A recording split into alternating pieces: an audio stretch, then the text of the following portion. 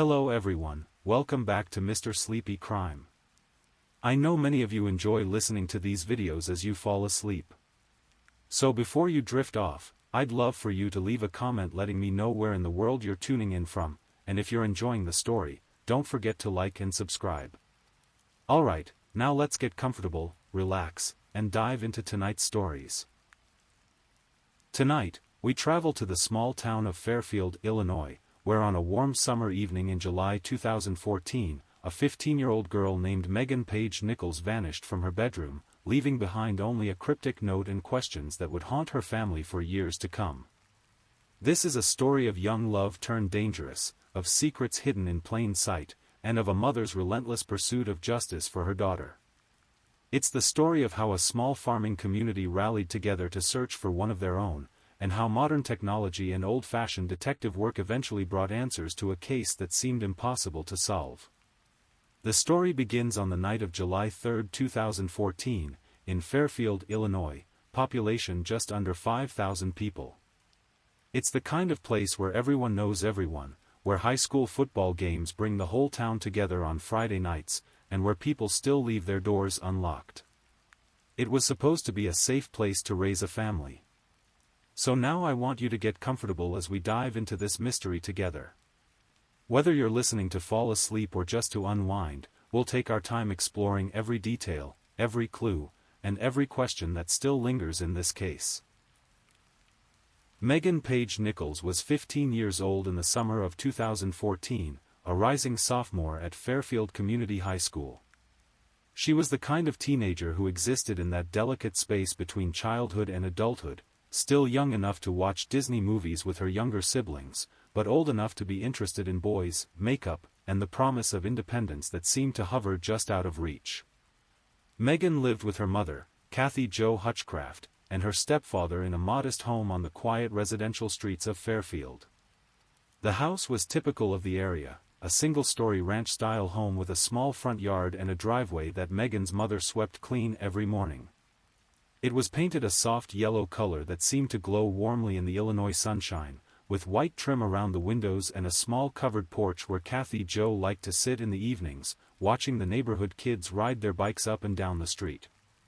Kathy Jo was a devoted mother who worked hard to provide for her family.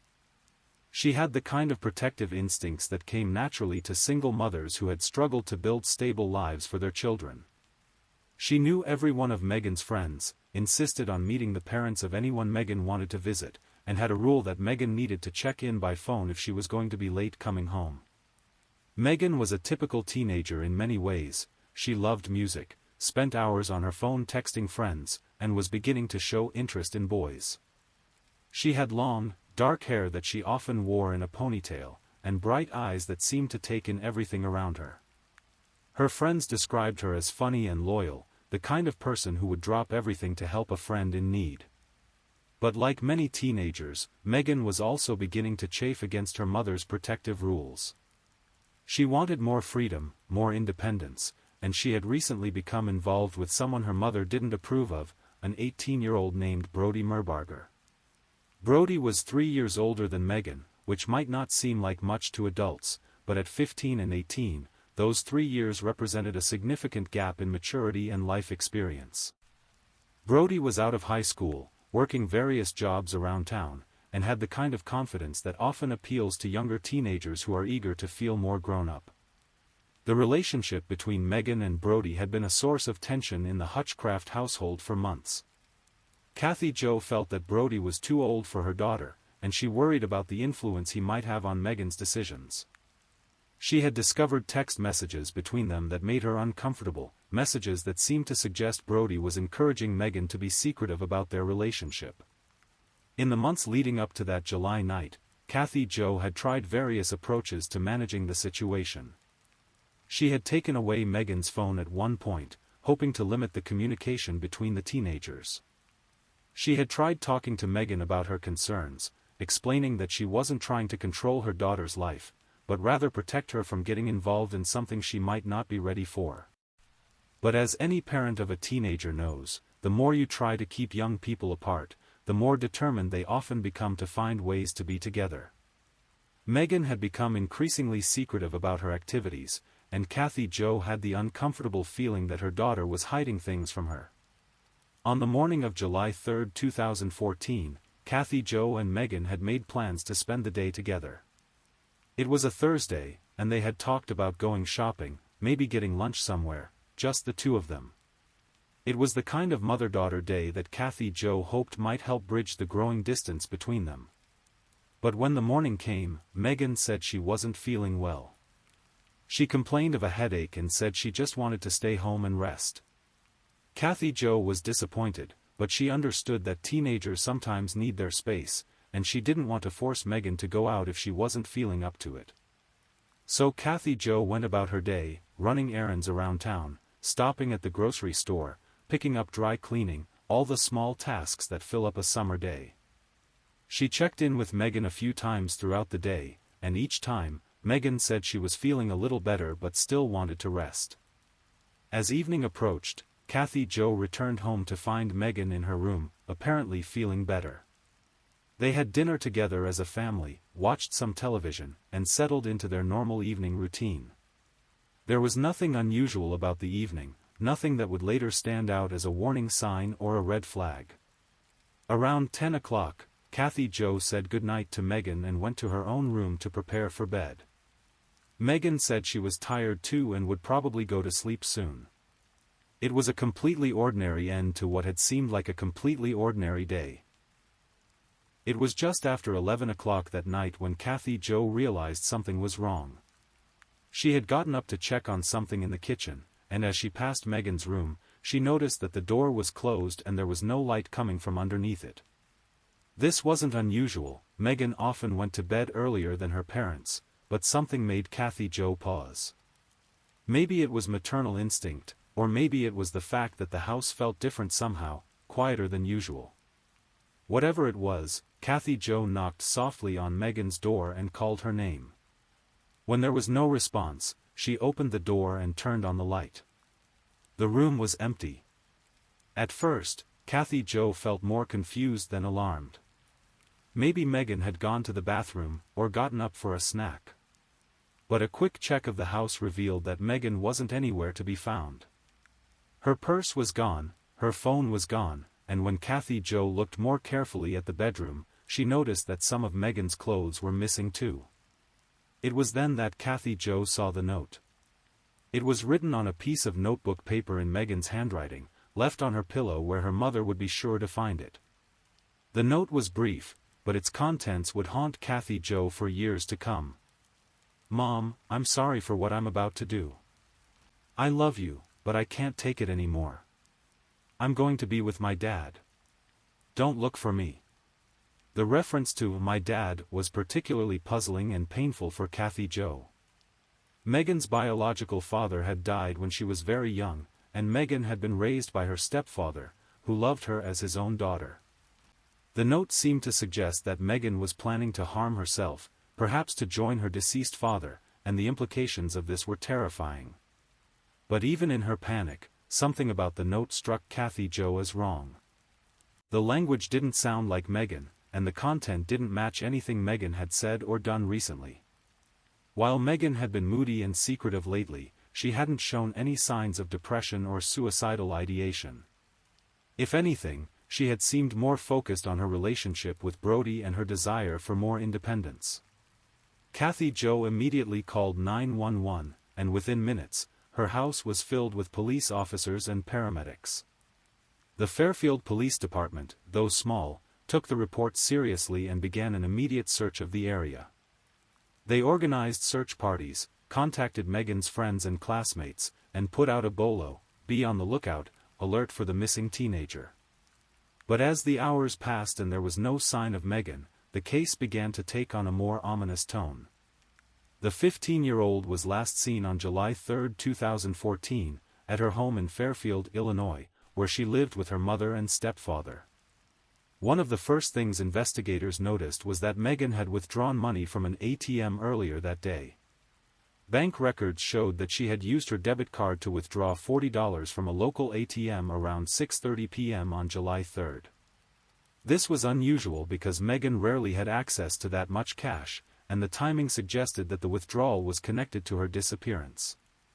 Even more concerning was the surveillance footage from the ATM. While the video quality wasn't perfect, investigators could see a figure in the background that appeared to be sitting in a car, watching as Megan completed her transaction. The car looked familiar to Kathy Jo. It resembled the vehicle that Brody Merbarger drove. When police contacted Brody to ask about his whereabouts on July 3, his story was vague and contradictory. He claimed that he hadn't seen Megan that day and didn't know anything about her disappearance. But his nervous demeanor and inability to provide a clear alibi made investigators suspicious. The search for Megan expanded beyond Fairfield to include neighboring counties and states. Megan Nichols' friends and neighbors didn't waste any time. They plastered her picture all over town, hoping someone would recognize her and come forward with information. The community rallied together in a way that demonstrated the best of small-town America. Volunteers organized search parties that combed through fields and wooded areas, local businesses donated food and supplies for the searchers, and everyone seemed to be talking about Megan and hoping for her safe return. But as days turned into weeks, and weeks turned into months, hope began to fade. The case remained active, but without new leads or evidence, investigators had little to go on. The note, the ATM withdrawal, and Brody's suspicious behavior were all pieces of a puzzle, but they didn't add up to a clear picture of what had happened to Megan. Kathy Jo never stopped believing that her daughter was out there somewhere, alive and waiting to be found. She kept Megan's room exactly as it had been on the night she disappeared, continued to pay for Megan's cell phone service in case she tried to call, and spoke to reporters whenever they would listen, hoping to keep Megan's story in the public eye. The investigation continued, but it seemed to have reached a dead end. Investigators had interviewed hundreds of people, followed up on dozens of tips and reported sightings, and searched thousands of acres of farmland and forest. But Megan Page Nichols had seemingly vanished without a trace. For 3.5 years, the case remained unsolved, and Megan remained missing. Her family held on to hope, her friends continued to share her picture on social media, and investigators kept the case file open, always hoping that new evidence would emerge. And then, in December 2017, it did. The call came in on a cold December morning in 2017, more than 3 years after Megan's disappearance. A farmer in Wayne County, Illinois, about 30 miles from Fairfield, was walking through one of his fields when he noticed something unusual in a wooded area at the edge of his property. What he found there would finally answer the question of what had happened to Megan Nichols, but it would also confirm the worst fears of everyone who had been hoping for her safe return. Megan was last seen alive on July 3, 2014, at her Fairfield home. She was considered a missing person until December 2018, when a farmer found her remains in a Boylston farm field. The farmer immediately called the Wayne County Sheriff's Department, and within hours, the rural field was transformed into a crime scene. Yellow police tape fluttered in the winter wind, and investigators worked methodically to process what they had found. The remains were clearly those of a young person, and the location where they were found was consistent with someone who had been deliberately concealed. The body had been placed in a shallow grave in a remote wooded area, far from any roads or buildings, in the kind of place where someone might reasonably expect the remains to never be discovered. Dental records would later confirm what investigators already suspected. These were the remains of Megan Page Nichols, the teenager who had vanished from her bedroom on that summer night more than 3 years earlier. The discovery brought both relief and renewed grief to Megan's family. Finally, they had answers about what had happened to their beloved daughter and sister. But those answers also confirmed that Megan was gone forever, and that her death had been no accident. The location where Megan's remains were found became crucial to the investigation. It was in a rural area of Wayne County, in a spot that wasn't visible from any roads or trails. Someone had chosen this location carefully, someone who was familiar with the area and who had access to transportation to get there. Investigators began mapping out the route from Fairfield to the burial site, looking at who might have knowledge of both areas.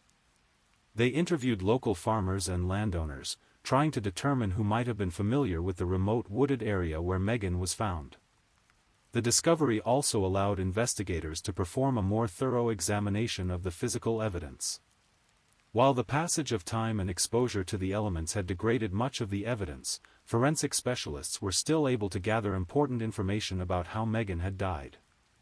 The autopsy revealed that Megan Nichols had been strangled or smothered to death, indicating that her death was definitely a homicide.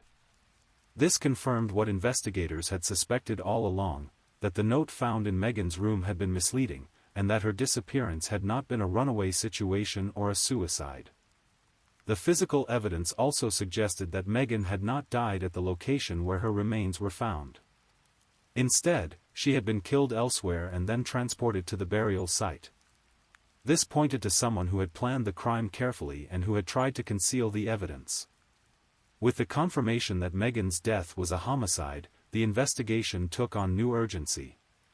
The case was no longer about finding a missing teenager. It was about finding a killer who had been living freely for more than 3 years while Megan's family suffered not knowing what had happened to their daughter.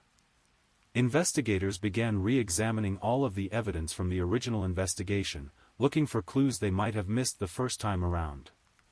They re-interviewed witnesses, reviewed phone records and financial transactions, and used new forensic techniques that hadn't been available when Megan first disappeared.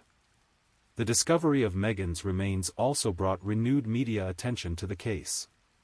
Local and national news outlets covered the story, and Megan's picture appeared on television screens and in newspapers across the country. The increased attention led to new tips and leads, as people who had been reluctant to come forward initially now felt compelled to share what they knew.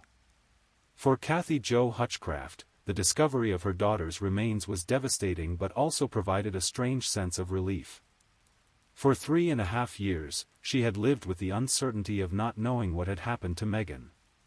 She had alternated between hope that her daughter might still be alive somewhere and fear that something terrible had happened to her.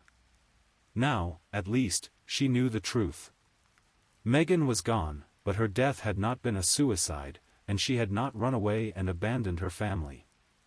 Instead, someone had taken her life, and that someone needed to be held accountable for what they had done. The discovery of Megan's remains marked the beginning of a new phase in the investigation.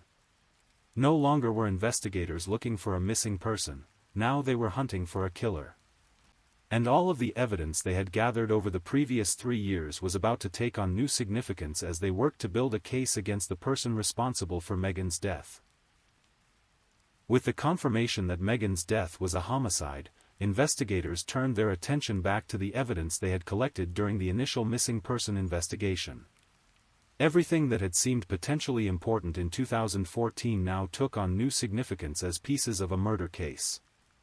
The suspicious note left in Megan's room was re-examined by handwriting experts and forensic document analysts. While the note appeared to be in Megan's handwriting, experts noted several inconsistencies that suggested it might have been written under duress or coercion. The language and phrasing didn't match Megan's typical communication style, and the content was inconsistent with her known mental state at the time of her disappearance. The ATM surveillance footage was also reanalyzed using enhanced digital techniques that weren't available in 2014. Investigators were able to get a clearer image of the vehicle that appeared to be watching Megan during her transaction, and they were able to enhance the image enough to confirm that it matched the description of Brody Merbarger's car. Phone records became a crucial piece of the puzzle. Investigators obtained comprehensive records for both Megan's and Brody's phones, looking at call logs, text messages, and location data. While Megan's phone was never recovered, the cellular tower data showed that both phones had been in the same general area on the evening of July 3, 2014. Even more interesting was what the phone records revealed about the days and weeks leading up to Megan's disappearance. Despite Brody's claims that he and Megan had broken up and weren't in contact, the records showed frequent communication between them right up until the day she disappeared. The text messages revealed a troubling pattern of behavior.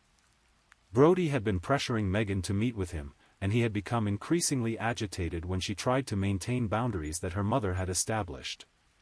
In one exchange, just days before Megan disappeared, Brody had written messages that investigators later characterized as threatening and manipulative. Investigators also looked more closely at Brody's background and behavior in the months following Megan's disappearance. They discovered that he had left the Fairfield area shortly after Megan went missing, moving to Indiana where he found work and tried to establish a new life for himself. But even more suspicious was Brody's behavior in the days immediately following Megan's disappearance. While everyone else in the community was joining search parties and helping to look for the missing teenager, Brody had been notably absent from these efforts. When questioned about this later, he claimed that he had been too upset to participate, but his absence struck many people as strange and suspicious. Investigators also discovered that Brody had made several inconsistent statements about his activities on July 3, 2014. In his initial interview with police, he claimed that he hadn't seen Megan that day and had spent the evening at home. But later statements revealed different versions of events, and witnesses came forward to say they had seen Brody driving around town that evening, seemingly agitated and distracted. The investigation also revealed that Brody had been struggling with anger management issues and had a history of volatile behavior in relationships. Former girlfriends and acquaintances described him as someone who had difficulty accepting rejection and who could become threatening when he felt he was losing control of a situation. As investigators dug deeper into Brody's background, they discovered that he had made statements to friends and acquaintances that, in hindsight, seemed to be veiled confessions. He had talked about feeling guilty about Megan and had made cryptic references to knowing more about her disappearance than he had told police. The physical evidence from the burial site also provided important clues. While much of the evidence had been degraded by exposure to the elements over more than 3 years, forensic specialists were still able to recover some crucial pieces of information. Most importantly, they found evidence that Megan had been killed elsewhere and then transported to the burial site. This suggested that the killer had planned the crime and had access to transportation, which was consistent with what investigators knew about Brody's activities on the night of Megan's disappearance. The location of the burial site itself was also significant. It was in an area that wasn't visible from any roads or walking trails, suggesting that whoever had chosen the location was familiar with the area and had scouted it out in advance. Investigators discovered that Brody had connections to Wayne County through work and family relationships, and he would have been familiar with the rural areas where Megan's remains were found. As the evidence mounted, investigators became increasingly confident that they had identified Megan's killer.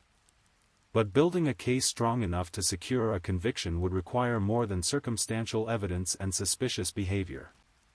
They needed to find a way to connect Brody directly to Megan's death, and that would prove to be one of the most challenging aspects of the investigation. The breakthrough would come from an unexpected source, someone who had been close to Brody for years and who had been keeping a terrible secret.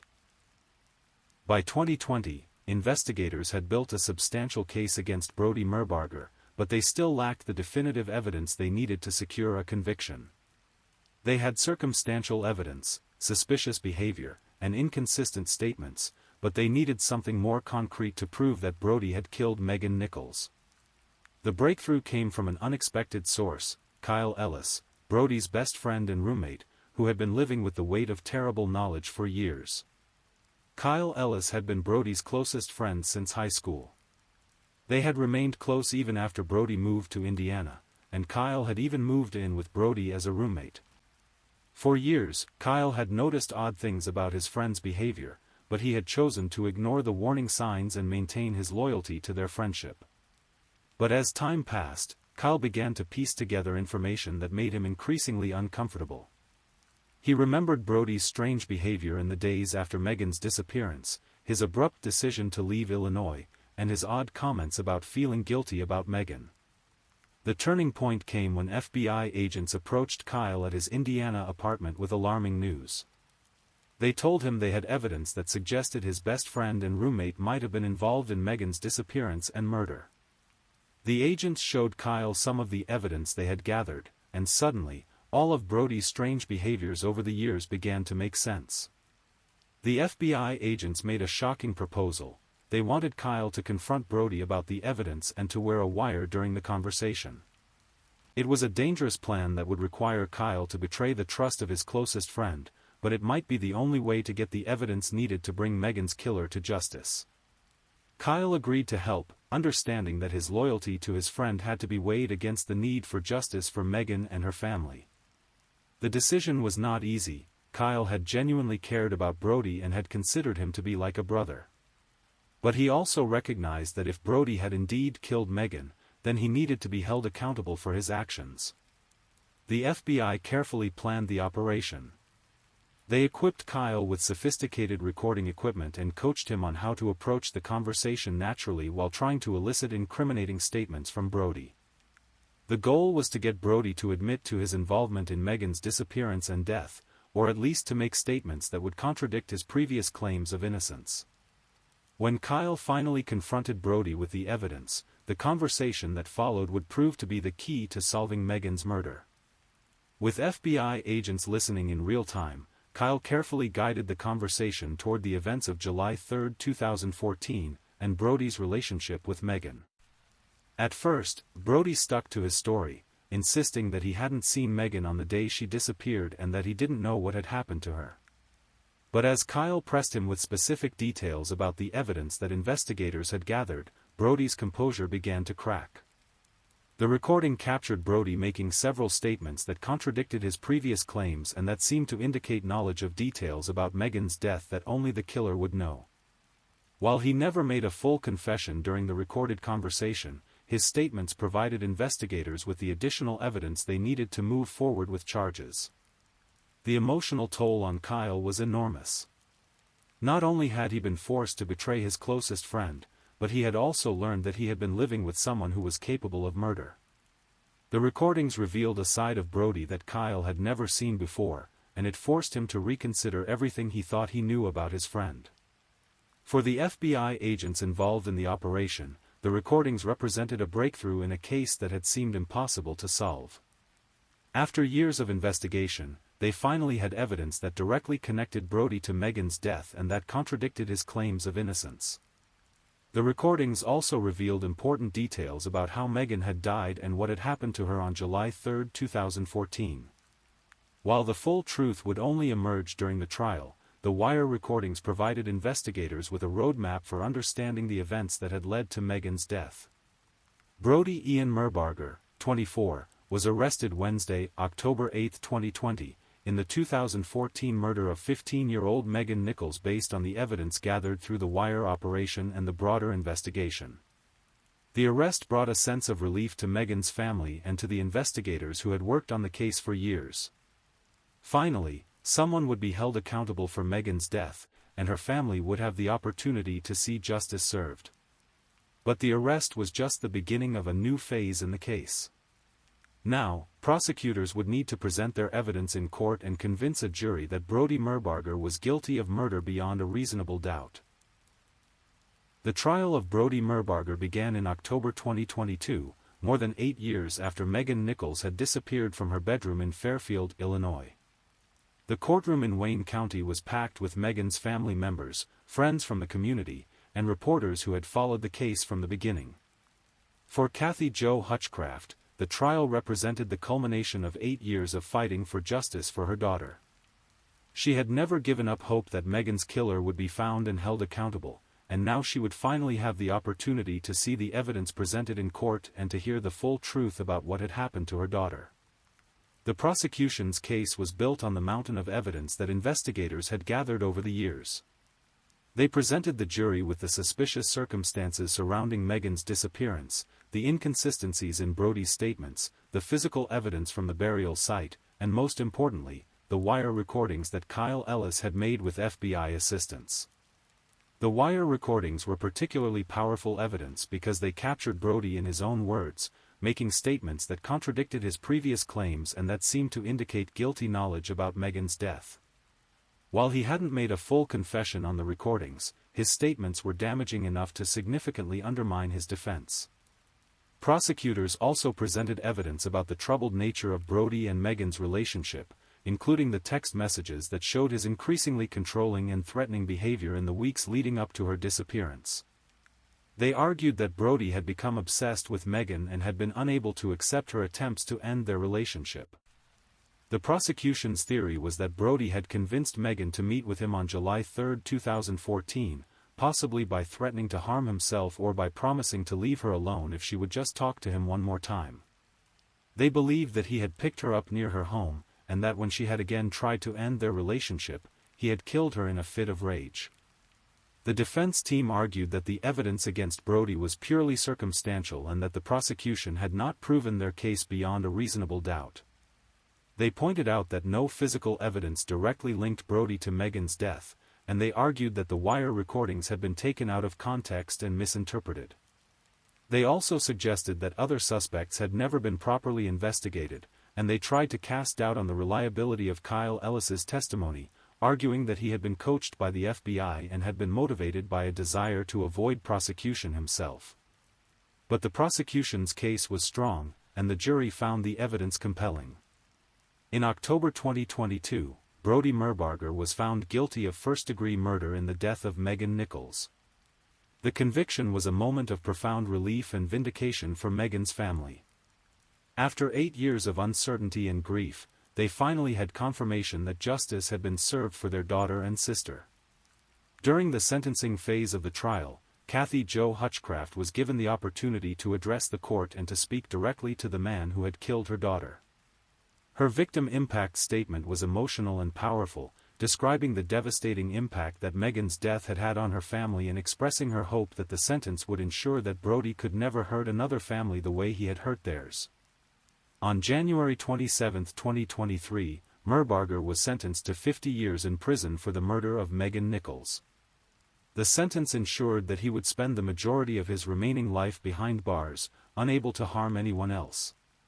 For the investigators who had worked on the case for years, the conviction represented the successful conclusion of one of the most challenging cases of their careers. The investigation had required persistence, innovative techniques, and the courage of Kyle Ellis to risk his safety to help bring a killer to justice. The case also highlighted the importance of never giving up on missing person cases, even when they seem impossible to solve. Megan's remains might never have been found if not for the persistence of investigators and the chance discovery by a farmer walking through his field. For the community of Fairfield, Illinois, the conviction brought a sense of closure to a case that had haunted them for years. Megan had been one of their own, a young person with her whole life ahead of her, and her death had left a permanent scar on the small community. But the conviction also served as a reminder that justice, though sometimes delayed, can still be achieved. The case showed that even in small communities with limited resources, dedicated investigators and prosecutors can work together to solve complex crimes and bring killers to justice. As the courtroom emptied after the sentencing, Megan's family finally had the closure they had been seeking for 8 years. Their daughter's killer had been identified, convicted, and sentenced, and while nothing could bring Megan back, they could at least find some peace in knowing that justice had been served. The story of Megan Page Nichols serves as a reminder of the preciousness of life and the importance of protecting those we love. It's also a testament to the power of persistence and the dedication of those who refuse to let crimes go unsolved, no matter how much time passes or how difficult the investigation becomes. Tonight, as you drift off to sleep, remember Megan, a 15-year-old girl whose life was cut tragically short, but whose memory lives on in the hearts of those who loved her and in the justice that was finally served in her name. Please, if you're still awake and listening, don't forget to comment where you're listening from and the current time in your corner of the world. Also, be sure to like this video and subscribe if you haven't already, so you don't miss our next true crime stories for sleep. Now, let's move on to our next story. Story 2. Tonight, we're traveling to Portland, Oregon, to explore a case that has puzzled investigators for over a year now. This is the story of what happened on a quiet Tuesday evening in March 2024, when a successful software engineer named Michael Thompson disappeared without a trace from the Pearl District, leaving behind only questions and a community searching for answers. Portland, Oregon, in March 2024.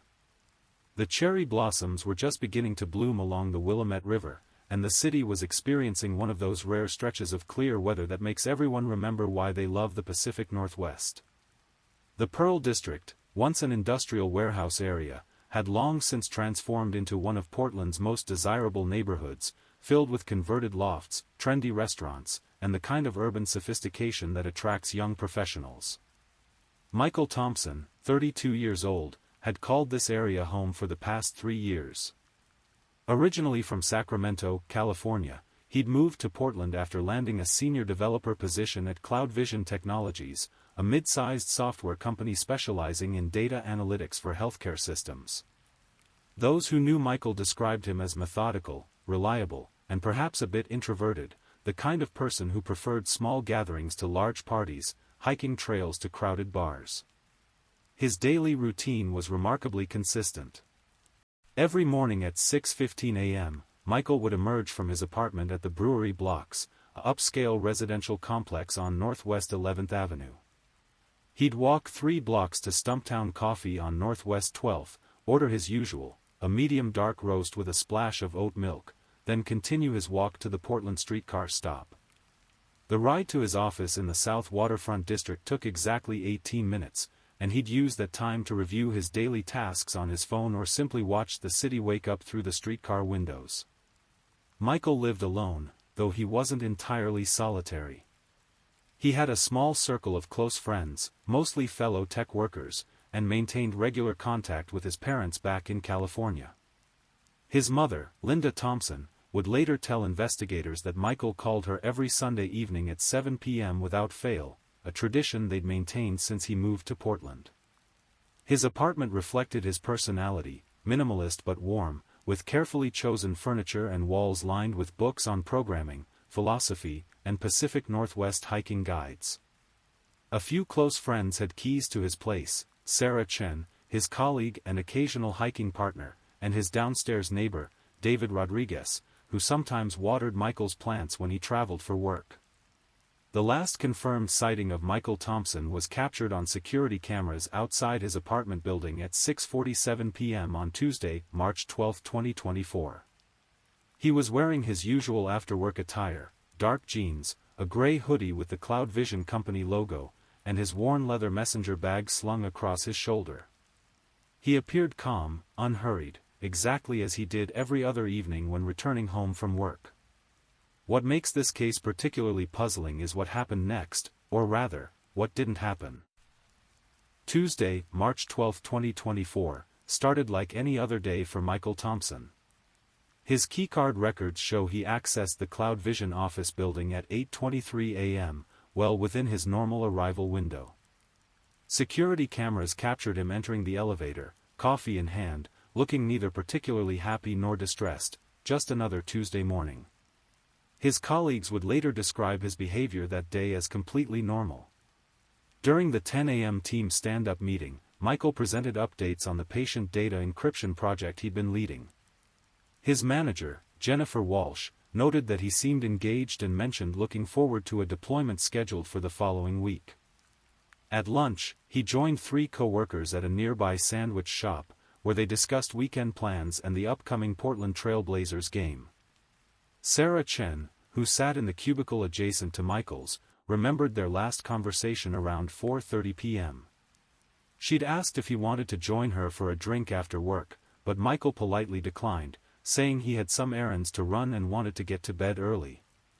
This wasn't unusual. Michael was known for maintaining strict work-life boundaries and rarely participated in after-work social activities during the week. At 5:47 p.m., Michael's keycard was used to exit the Cloud Vision building. Security footage shows him walking toward the streetcar stop, same as every other day. The streetcar's onboard cameras captured him boarding the 5:52 p.m. northbound train, taking his preferred seat near the front. He appeared to be reading something on his phone, occasionally glancing out the window. The streetcar arrived at Michael's usual stop in the Pearl District at 6:11 p.m. Multiple cameras tracked his route as he walked the familiar path toward his apartment building. He stopped briefly at the corner market on Northwest 10th and Everett, where the owner, Hassan Malik, later recalled that Michael purchased a bottle of water and a package of trail mix, the same snacks he often bought for his evening walks. Hassan would be one of the last people to speak with Michael Thompson. Their interaction was brief but pleasant. Michael asked about Hassan's daughter, who was starting college in the fall, and mentioned the improving weather. Hassan described Michael as seeming perfectly normal, maybe even in a good mood. From the market, security cameras tracked Michael as he walked the final 2 blocks to his apartment building. The timestamp on the lobby camera shows him entering at 6:47 p.m. He used his keycard to access the elevator, and the elevator camera shows him alone, scrolling through his phone as he rode to the 8th floor. Here's where the story takes its mysterious turn. Michael's apartment door required a physical key, not a keycard, so there's no electronic record of him entering his unit. However, David Rodriguez, his downstairs neighbor on the 7th floor, was arriving home around the same time. David later told police he heard footsteps in the hallway above him around 7 p.m., consistent with someone moving around in Michael's apartment. But after 7 p.m. on Tuesday, March 12, 2024, Michael Thompson seemed to vanish into thin air. Wednesday morning came and went without Michael's appearance at Stumptown Coffee. The barista, Elena Martinez, who had been making Michael's daily coffee for over 2 years, found it odd enough to mention to her coworker. By Thursday, when Michael failed to show up for work and didn't respond to calls or emails, his manager Jennifer Walsh contacted building security to request a wellness check. When Portland police officers arrived at Michael's apartment on Thursday afternoon, accompanied by the building manager, they found a scene that raised more questions than it answered. The apartment was neat and undisturbed, with no signs of struggle or forced entry. Michael's laptop sat closed on his dining room table, plugged in and charging. His work clothes from Tuesday were in the hamper, and his bed appeared to have been slept in. But several things were missing: Michael's phone, wallet, keys, and the leather messenger bag he carried to work every day. His hiking boots were gone from their usual spot by the door, though his other shoes remained neatly arranged. Most puzzling of all, his car, a 2019 blue Toyota Camry, was missing from his assigned parking spot in the building's underground garage. The last ping from Michael's phone came at 11:43 p.m. on Tuesday night, showing his location as somewhere in Forest Park, Portland's massive urban wilderness area that spans over 5,000 acres in the city's northwest hills. After that, the phone either lost power or was deliberately turned off. Forest Park, with its 80 miles of trails winding through dense Pacific Northwest forest, became the focus of the initial search efforts. It was a place Michael knew well. He hiked there regularly, often exploring new trails on weekends. But searching such vast terrain proved challenging, especially as spring rains began to fall, washing away potential evidence and making trail conditions treacherous. Sarah Chen, Michael's colleague and hiking partner, led volunteers through some of Michael's favorite trails. She knew his habits, the routes he preferred, the viewpoints where he might stop to rest. But days of searching yielded nothing: no sign of Michael, his car, or any of his missing belongings.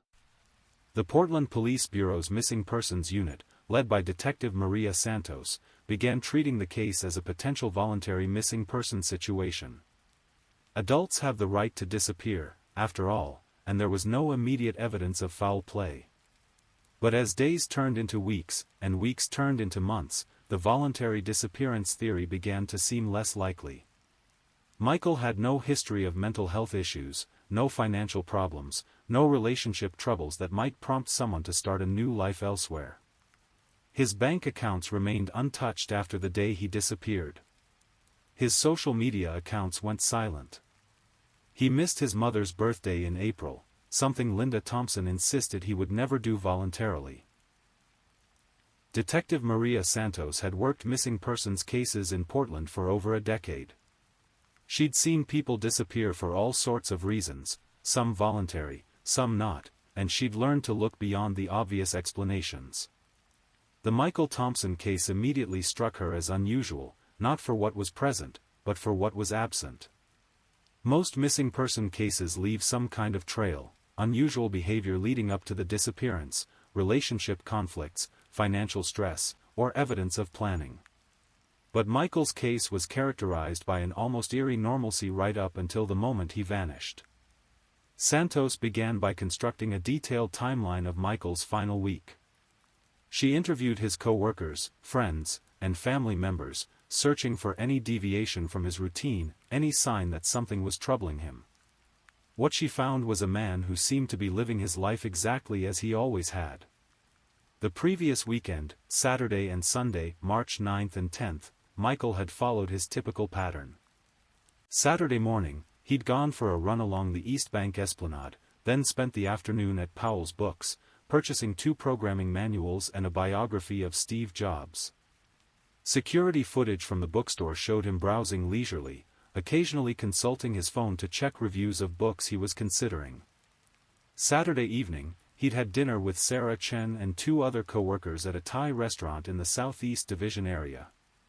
The server, Amara Patel, remembered them as a pleasant group who stayed for about 2 hours, discussing work projects and sharing stories about hiking adventures. Michael had seemed relaxed and engaged, even laughing at a story about Sarah's recent camping trip mishap. Sunday had been Michael's routine call with his parents, followed by meal prep for the week, something he did every Sunday without fail. His neighbor David Rodriguez had encountered him in the hallway that evening, carrying grocery bags from Whole Foods. They'd chatted briefly about the building's upcoming maintenance schedule, and David noted that Michael seemed his usual polite but reserved self. Monday, March 11th, had been equally unremarkable. Michael arrived at work on time, attended his scheduled meetings, and contributed to discussions about the encryption project deployment. He'd eaten lunch alone while reading a technical article on his tablet, typical behavior for him on Mondays, when he preferred to ease back into the work week quietly.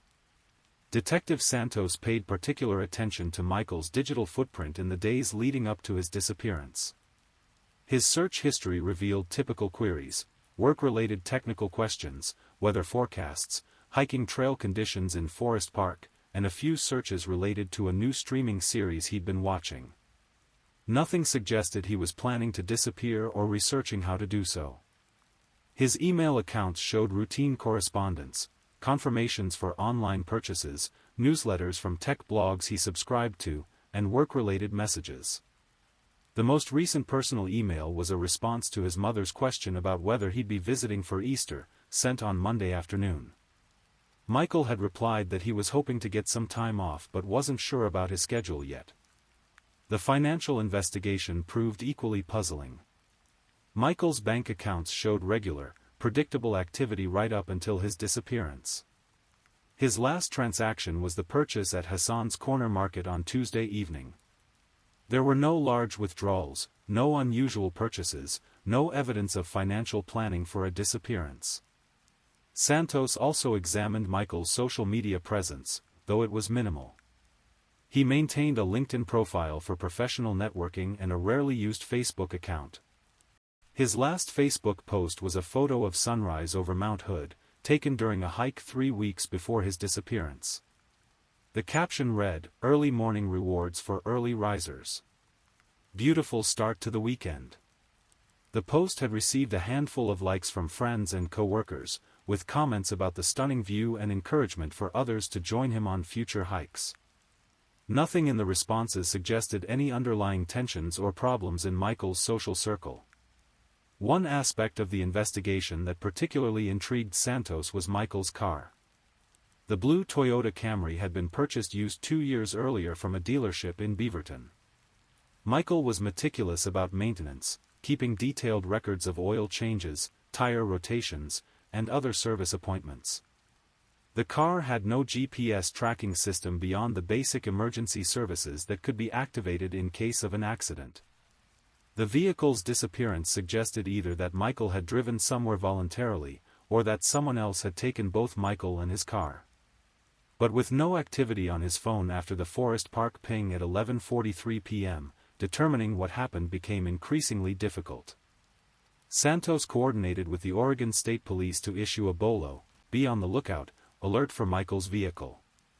The Camry's license plate number and description were distributed to law enforcement agencies throughout Oregon, Washington, and Northern California. But despite hundreds of tips and reported sightings over the following months, none led to locating the vehicle or Michael. The Forest Park search efforts expanded beyond the initial volunteer efforts. The Multnomah County Sheriff's Office search and rescue team conducted systematic searches of the most accessible trail areas. They were joined by specialized K-9 units trained to detect human scent, even in challenging terrain and weather conditions. Forest Park's size and terrain made comprehensive searching nearly impossible. The park contains everything from well-maintained walking paths to steep, barely accessible ravines covered in dense vegetation. Spring weather brought frequent rain, which complicated search efforts and potentially washed away scent trails or physical evidence. Search teams focused initially on areas where Michael was known to have hiked previously, based on information from Sarah Chen and photos from his social media accounts. They examined popular viewpoints, trail junctions, and areas near streams where someone might stop to rest or refill water bottles. After 2 weeks of intensive searching, the official search and rescue operations were scaled back to periodic targeted efforts based on new information or tips from the public. The reality was that Forest Park was simply too vast to search comprehensively, especially without more specific information about where Michael might have gone. Linda and Robert Thompson received the call that every parent dreads on Thursday afternoon, March 14, when Portland police contacted them about their son's disappearance. Linda would later describe that moment as feeling like the world had suddenly shifted off its axis.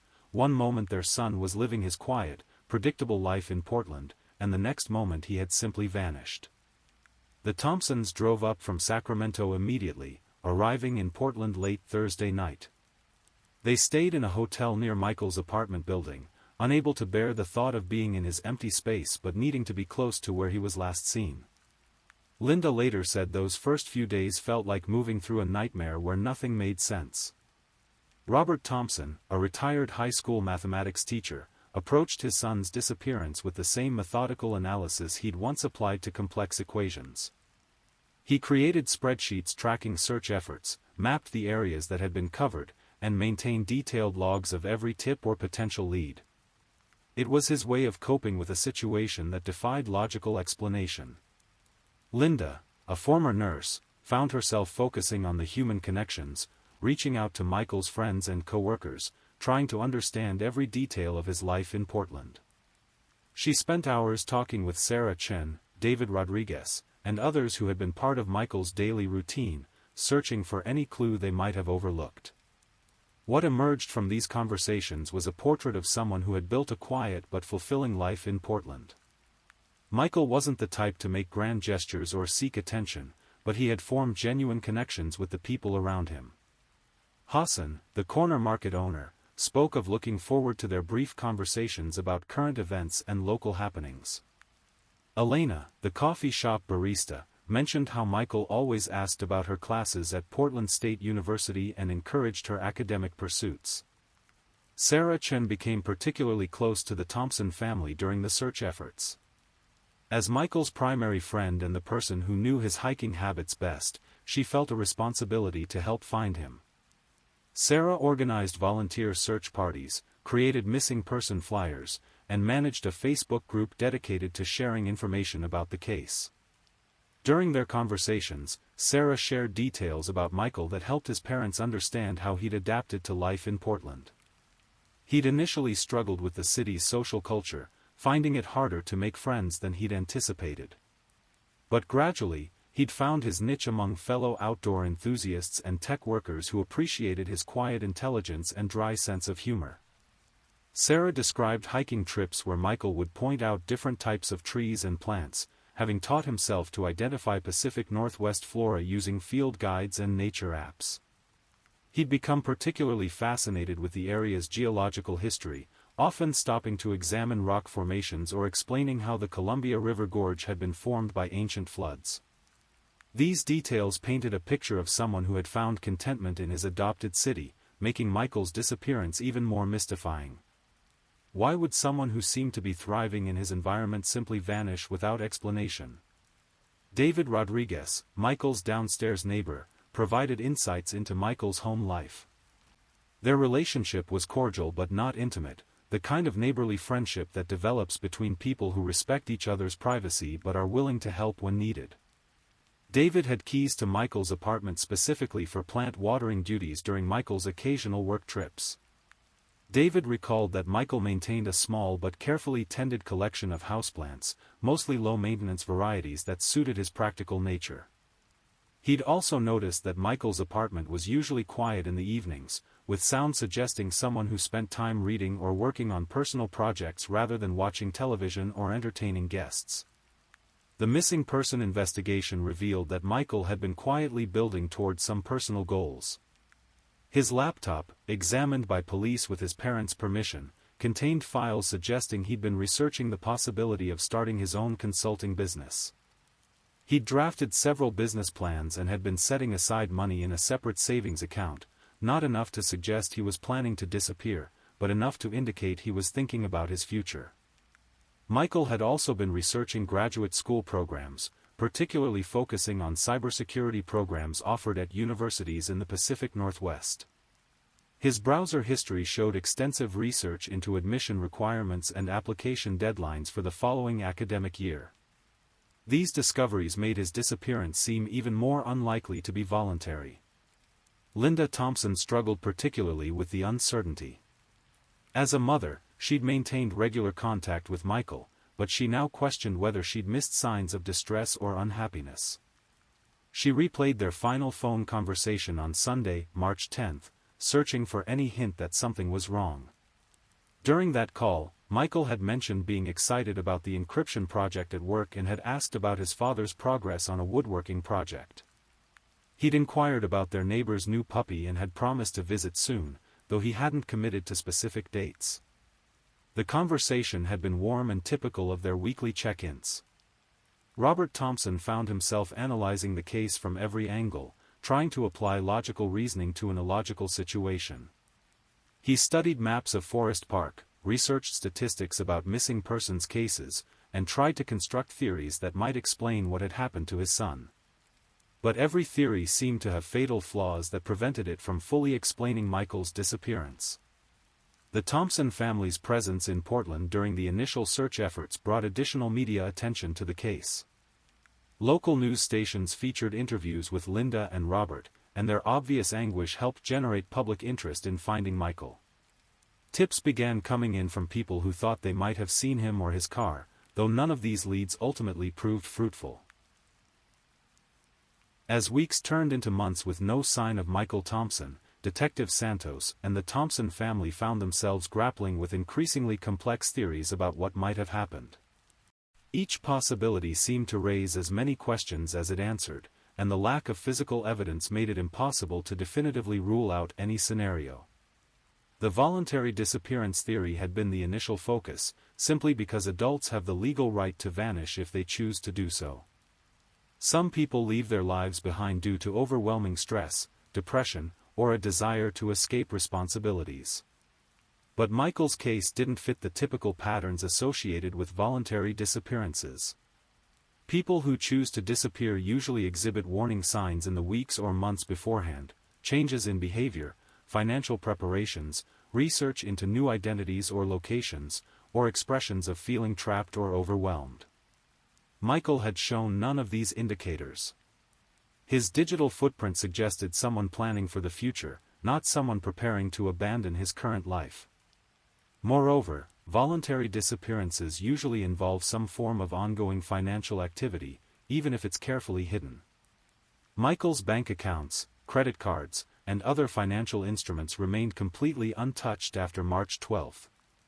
His student loan payments went into default, his car insurance lapsed, and his rent went unpaid, all consequences that someone planning a voluntary disappearance would typically try to avoid or account for. The accidental death theory centered primarily on Forest Park, given that Michael's phone had last pinged from that area late on the night he disappeared. Forest Park's terrain includes steep ravines, areas with unstable soil, and remote sections where someone could fall and become trapped or hidden. Weather conditions in March could make trails slippery and dangerous, particularly after dark.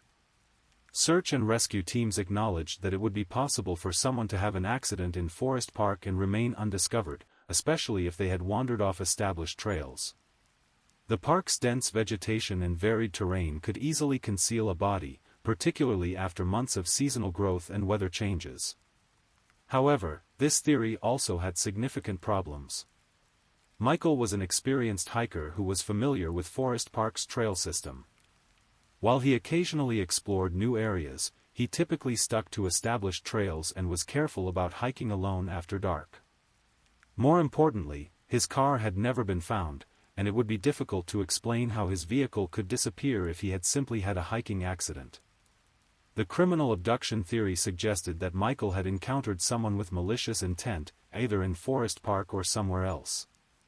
Portland, like any major city, had its share of violent crime, and random attacks on individuals weren't unknown.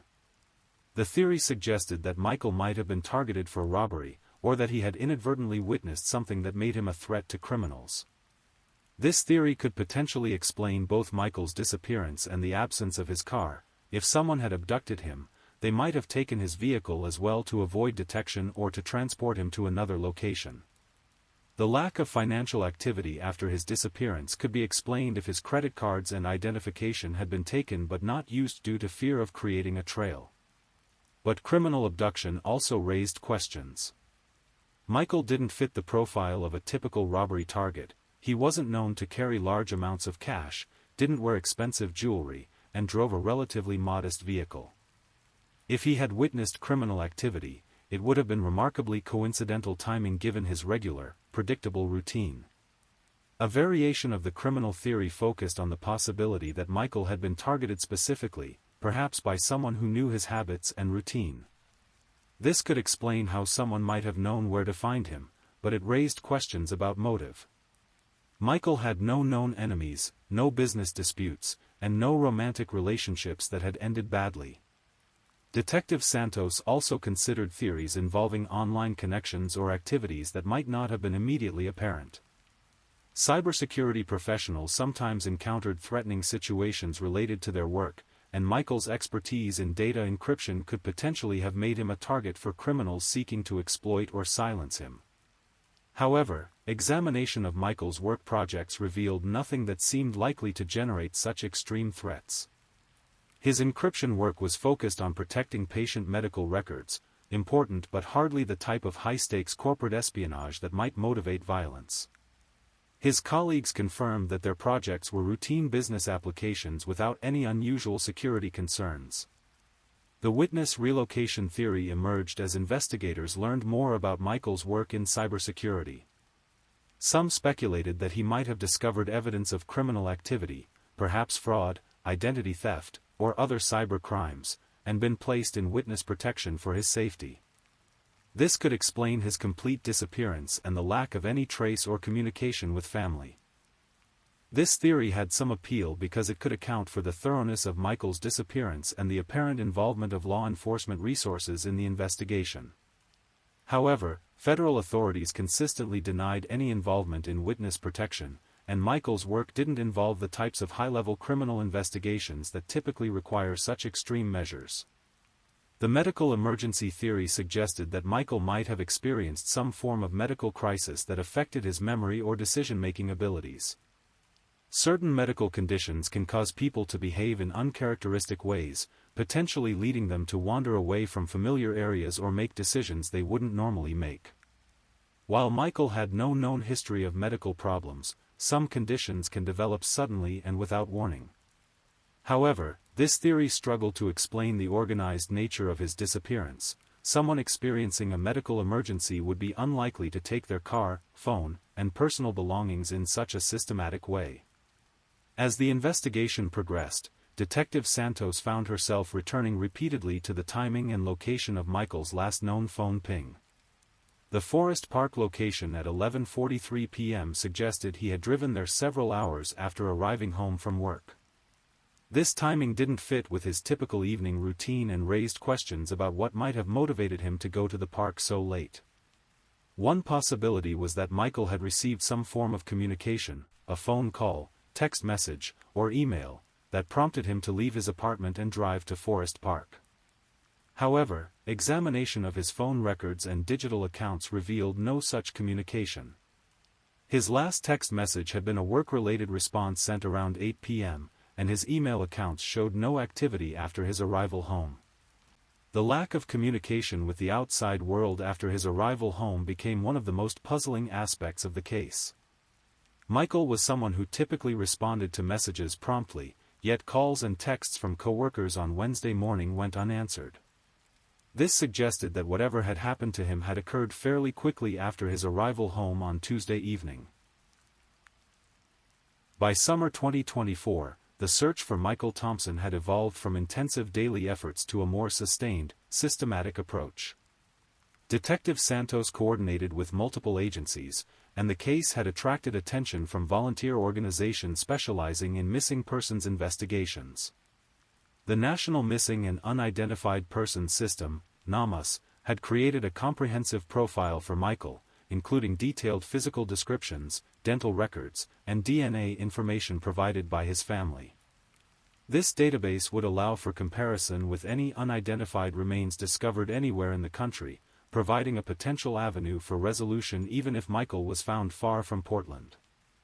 Linda and Robert Thompson established a reward fund for information leading to their son's whereabouts, eventually raising over $50,000 through contributions from family, friends, and community members touched by Michael's story. The reward generated additional tips and potential leads, though none ultimately provided the breakthrough investigators hoped for. Sarah Chen continued organizing periodic volunteer search efforts, focusing on areas of Forest Park that hadn't been thoroughly examined by professional search teams.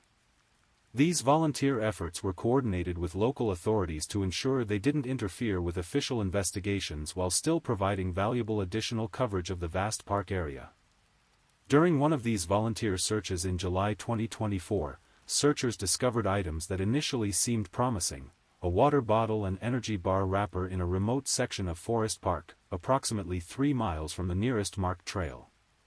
The items were consistent with the type of supplies Michael typically carried during hikes, and their location suggested someone had traveled significantly off established paths.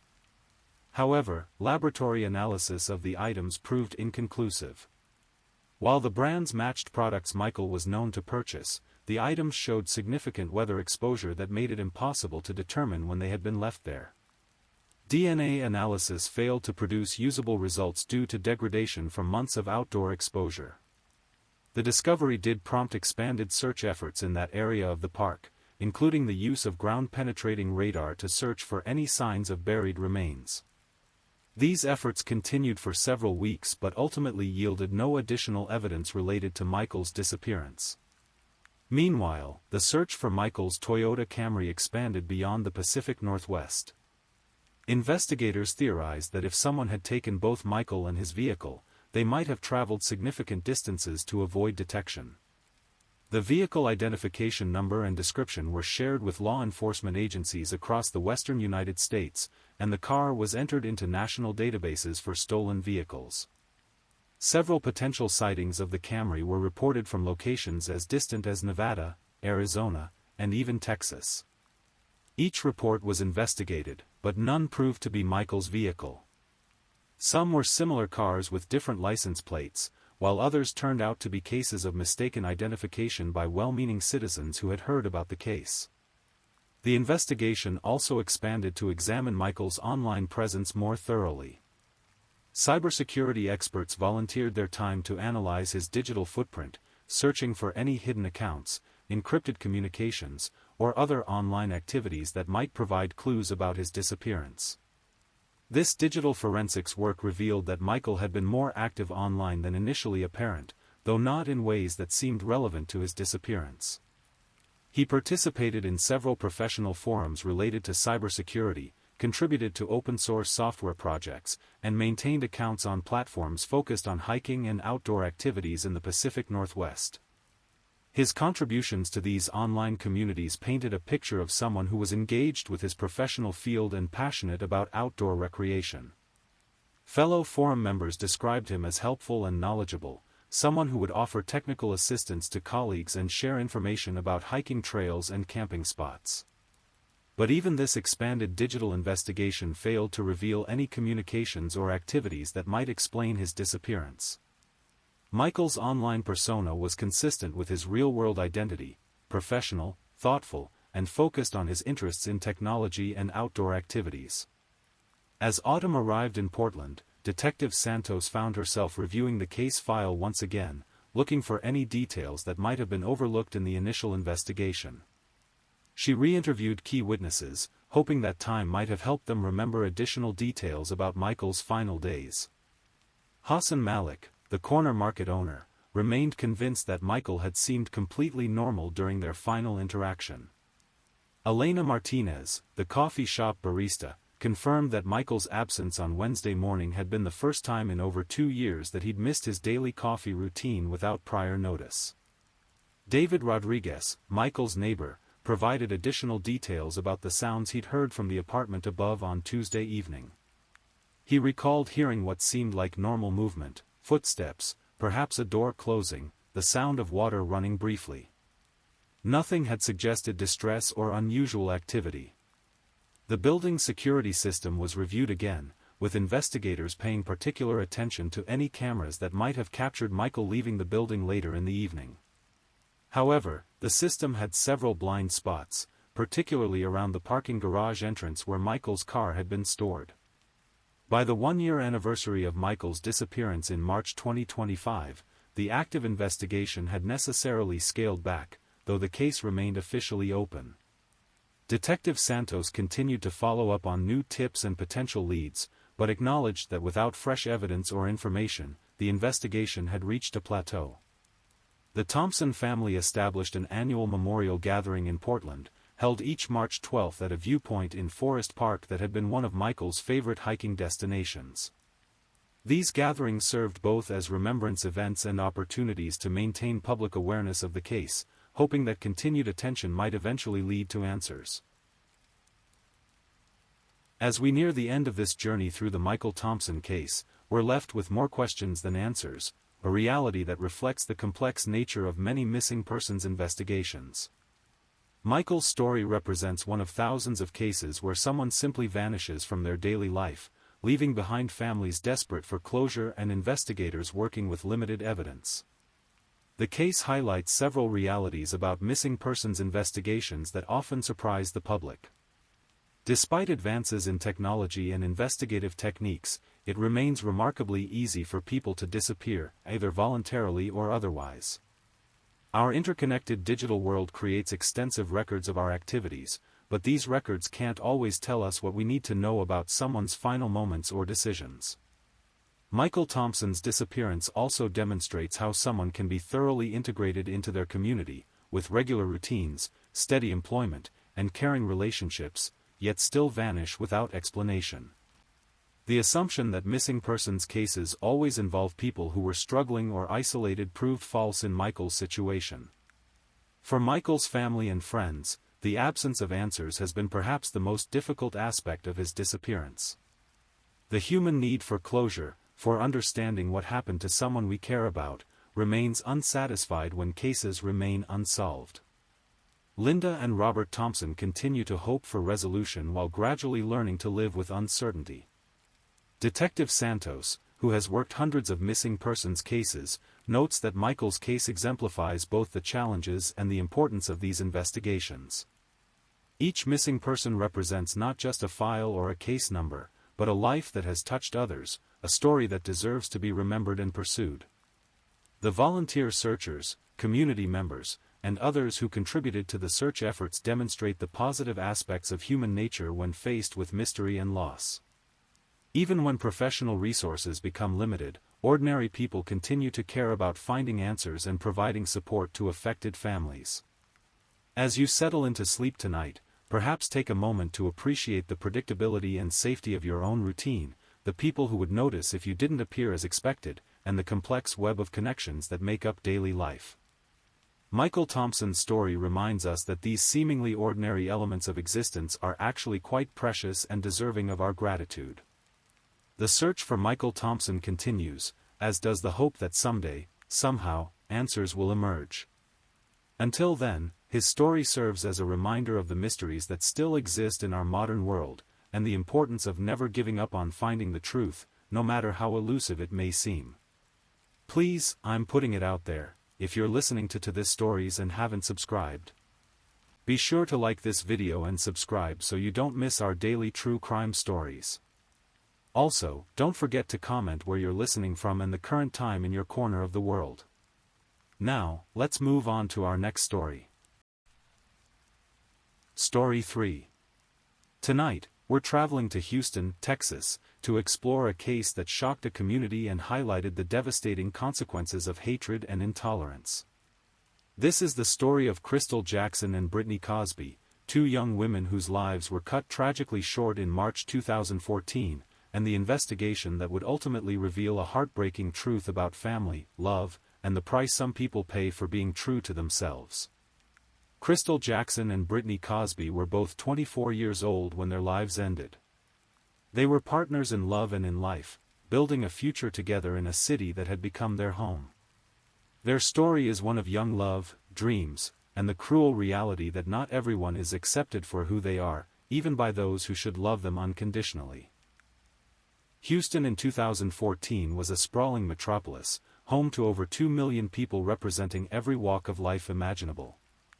The fourth largest city in America, Houston had always been a place where people came to reinvent themselves, to find opportunity, to build new lives away from whatever circumstances had shaped their past.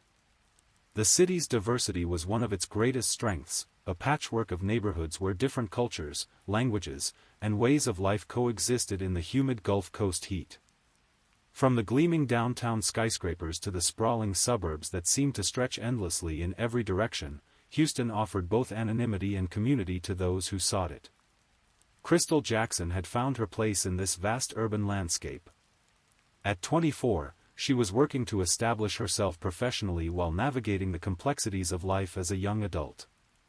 Like many people her age, she was still figuring out exactly where she belonged in the world, but she had found something precious and rare, genuine love with someone who understood and accepted her completely. Brittany Cosby, also 24, had grown up in Houston. The city's rhythms were as familiar to her as her own heartbeat, the constant hum of traffic on the freeways, the oppressive summer humidity that made every day feel like a marathon, the sudden afternoon thunderstorms that could appear from nowhere and disappear just as quickly, leaving the air steaming and the streets briefly cool.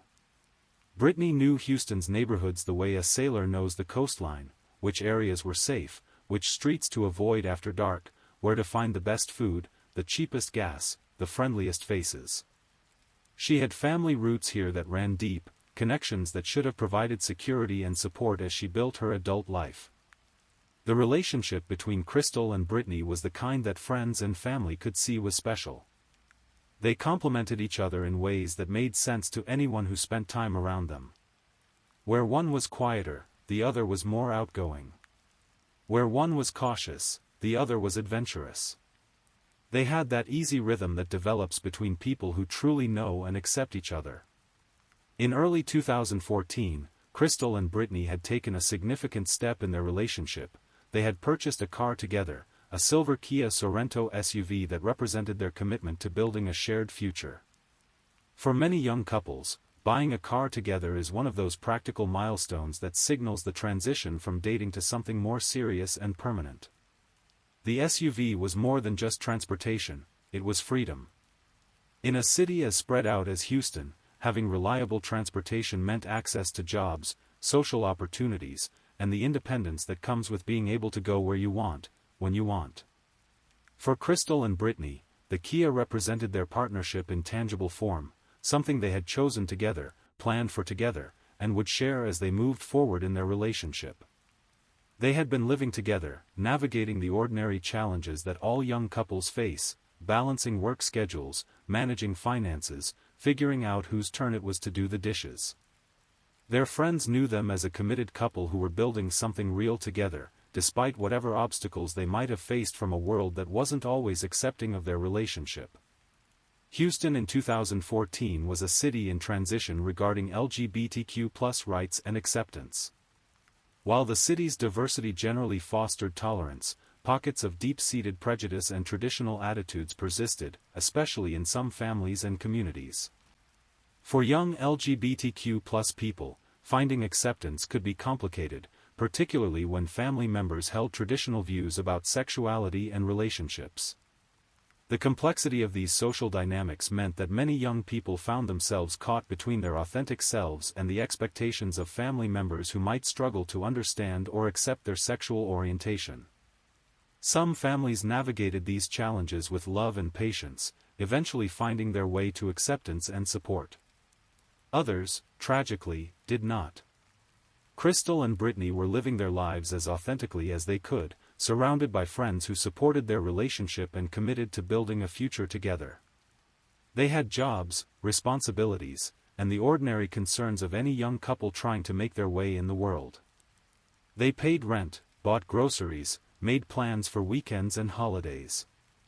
But beneath the surface of their daily routine, there were tensions that would ultimately prove deadly. Not everyone in their lives was supportive of their relationship, and some family members struggled with acceptance in ways that went far beyond mere disapproval. To understand the tragedy that befell Crystal Jackson and Brittany Cosby, we must first understand who they were as individuals and as a couple. They were not statistics or headlines, they were young women with hopes, dreams, fears, and the ordinary complications that define human existence. Crystal Jackson had a warmth about her that drew people in. Friends would later describe her as someone who listened more than she spoke, who offered support without judgment, and who had a way of making others feel comfortable in her presence. She wasn't the type to command attention in a crowded room, but those who knew her valued her steady presence and quiet wisdom. At 24, Crystal was still discovering her place in the world. She had that mix of confidence and uncertainty that characterizes many people in their early 20s, old enough to make significant life decisions, but young enough to still be figuring out exactly what those decisions should be. She worked hard at her job, maintained friendships that were important to her, and approached her relationship with Brittany with the seriousness of someone who understood that real love was worth protecting and nurturing. Crystal had grown up understanding that life didn't always hand you what you wanted easily. She'd learned to work for what mattered to her, to be grateful for good things when they came, and to recognize that happiness often required making choices that not everyone would understand or approve of. Her relationship with Brittany was one of those choices, something that brought joy and fulfillment to her life, even if it complicated her relationships with some family members. Those who knew Crystal well could see that she had found something special with Brittany. She was happier, more relaxed, more herself when they were together. The relationship had given her a sense of belonging and partnership that she had been seeking, and she was committed to protecting and nurturing what they had built together. Brittany Cosby was, in many ways, Crystal's complement. Where Crystal was reserved, Brittany was more outgoing. She had the kind of personality that could light up a room when she was in a good mood, and she possessed that particular brand of Houston friendliness that made strangers feel like old friends within minutes of meeting her. Brittany had grown up in Houston, which meant she understood the city's unique culture and rhythm.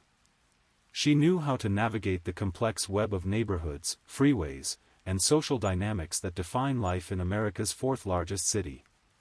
She had family connections, childhood friends, and the kind of local knowledge that comes from spending your formative years in one place. But Brittany's Houston roots were also complicated by family dynamics that would ultimately prove tragic. Her father, James Larry Cosby, was a man with a troubled past and strong opinions about how his daughter should live her life. James was a registered sex offender who had served time in prison, released in October 2013, just months before the events that would destroy his family. The relationship between Brittany and her father was complex and strained. Like many young adults, Brittany was trying to establish her independence and make her own choices about her life, her career, and her relationships. But James Cosby was not the type of father who easily accepted his daughter's autonomy, particularly when her choices conflicted with his own beliefs and expectations. James had strong, traditional views about relationships and sexuality. He struggled to accept Brittany's relationship with Crystal, viewing it as something wrong or shameful rather than a natural expression of his daughter's authentic self. This disapproval created tension in the family, the kind of ongoing conflict that makes holiday gatherings uncomfortable and phone calls stilted. For Brittany, this family tension was heartbreaking. She loved her father despite his flaws and criminal history, and she wanted his acceptance and support as she built her adult life. But she also knew that she couldn't live her life according to his expectations if it meant denying who she truly was or giving up the love she had found with Crystal.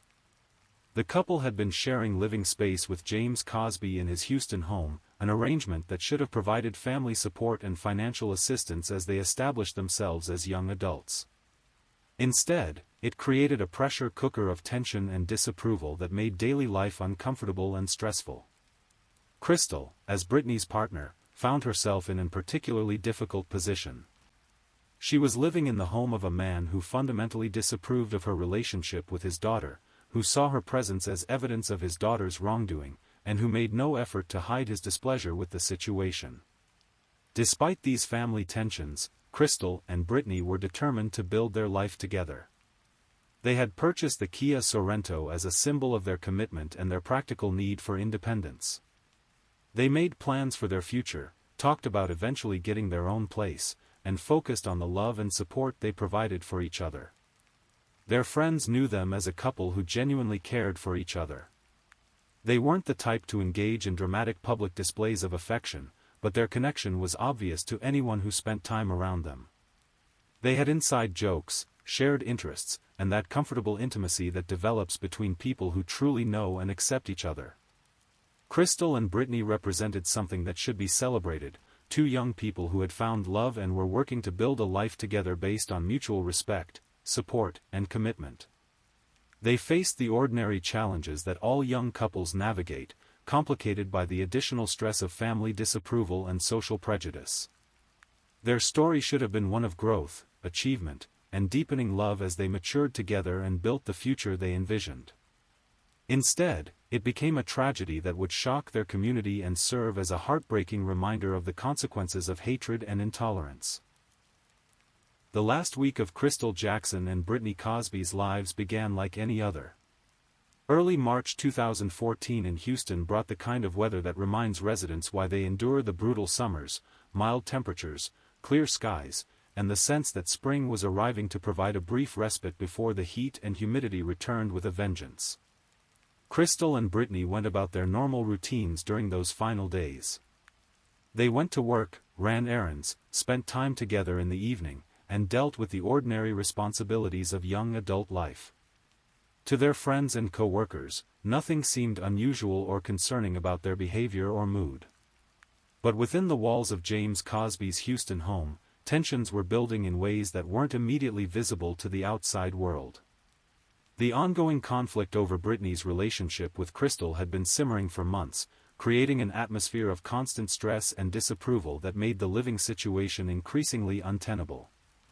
James Cosby was a man whose criminal history and recent release from prison had left him struggling to readjust to life outside the correctional system. Prison changes people, and not always for the better.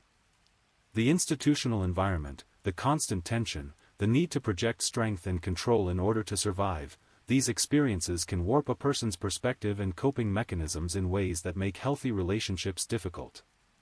His disapproval of his daughter's relationship with Crystal had grown from mere displeasure to something darker and more dangerous. In his mind, Brittany's sexual orientation was not just something he disagreed with, it was something that needed to be corrected, controlled, or stopped. This attitude represented a fundamental misunderstanding of human sexuality and the nature of love, but it was an attitude that would prove deadly. The exact sequence of events that led to the murders may never be fully known, since James Cosby has never provided a complete account of what happened. But the evidence that emerged during the investigation and trial painted a picture of a violent confrontation that escalated far beyond anything that could be justified or explained. What is known is that sometime during the evening of March 6 or early morning hours of March 7, 2014, James Cosby killed both Crystal Jackson and his own daughter, Brittany Cosby, in his Houston home. The murders were brutal and appeared to have been carried out in a rage that suggested deep-seated hatred and the complete breakdown of whatever restraint had previously prevented violence. Crystal Jackson died from a gunshot wound to the head, fired at close range. The nature of the wound suggested an execution-style killing that was both deliberate and merciless. For someone to shoot another person in the head at point-blank range requires a level of hatred and dehumanization that goes beyond ordinary anger or frustration. Brittany Cosby's death was even more brutal. She died from severe head trauma, apparently beaten to death with a blunt object. The savage nature of her injury suggested a prolonged attack fueled by rage. For a father to beat his own daughter to death requires a complete breakdown of the most fundamental human bonds and protective instincts. The evidence would later suggest that the murders took place inside James Cosby's home, probably in the back of the silver Kia Sorento that Crystal and Brittany had purchased together. The SUV that had represented their hopes for the future became the scene of their deaths, transformed from a symbol of their love and commitment into a crime scene. After killing both women, James Cosby faced the practical problem of what to do with their bodies. He made the calculated decision to dispose of them far from his home, loading their bodies into the SUV and driving more than an hour south to the Bolivar Peninsula, a narrow strip of land that extends into Galveston Bay. The Bolivar Peninsula is a sparsely populated area known more for fishing, beach houses, and tourism than as a place where Houston residents regularly travel. It was an isolated location where James Cosby could dispose of the bodies with minimal risk of being observed or interrupted. He chose a spot behind a convenience store on State Highway 87, near 7th Street in Port Bolivar. This location was remote enough to provide privacy but accessible enough that the bodies would eventually be discovered. James dumped Crystal and Brittany's bodies near a dumpster behind the store, treating them like garbage rather than human beings who had deserved love, respect, and the chance to live their lives. The disposal of the bodies revealed the calculating nature of James Cosby's actions after the murders. He had enough presence of mind to plan the disposal, to drive a significant distance, and to choose a location that would delay discovery while ensuring the bodies would eventually be found. This wasn't the action of someone who had lost control in a moment of passion, it was the behavior of someone who had committed murder and then taken steps to avoid immediate detection. After disposing of the bodies, James Cosby returned to Houston and attempted to create the impression that Crystal and Brittany had simply left. He had access to their shared home, their belongings, and their car, which he had used to transport their bodies. He could control the initial narrative about their disappearance and potentially delay the investigation that would eventually expose his crimes. But murder investigations have a way of uncovering even carefully concealed crimes, and James Cosby had left more evidence than he realized. The house where the murders took place contained forensic evidence that would eventually link him to the crimes. His cell phone records would place him in the area where the bodies were found. Most importantly, there was a witness whose testimony would prove crucial to the prosecution's case. Friday morning, March 7, 2014, dawned clear and cool along the Texas coast. The Bolivar Peninsula was quiet in the early morning hours, with most of the area's residents still asleep and the tourist traffic that would arrive later in the day yet to begin. At approximately 7:45 a.m., a delivery driver making his regular rounds pulled into the parking area behind the convenience store on State Highway 87. He was familiar with this stop, it was part of his regular route, and he'd been making deliveries to this location for months without incident. But this morning was different. As he maneuvered his truck near the dumpster area behind the store, something caught his eye. At first, he wasn't sure what he was seeing, shapes that didn't belong, shadows that seemed wrong for the early morning light. As he got closer, the terrible reality became clear.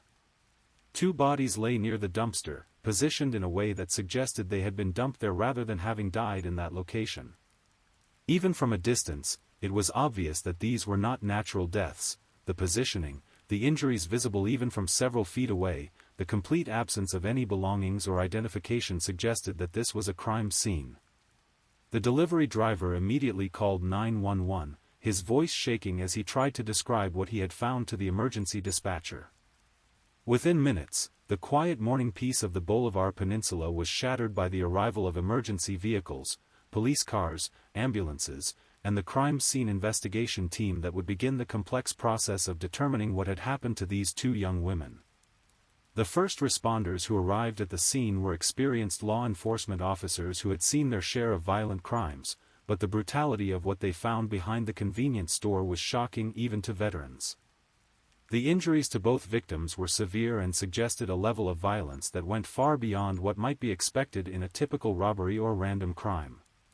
Crystal Jackson's body showed the devastating effects of the close-range gunshot wound to her head. The nature and location of the injury left no doubt that this had been an intentional killing, not an accident or the result of a struggle over a weapon. Someone had deliberately placed a gun to her head and pulled the trigger. Brittany Cosby's injuries were even more disturbing. The severe head trauma that had killed her suggested a prolonged, brutal attack with a blunt object. The extent of her injuries indicated that her attacker had continued the assault long after it would have been clear that she was fatally wounded. This was not a crime of passion that had gone too far, it was a sustained act of violence fueled by rage.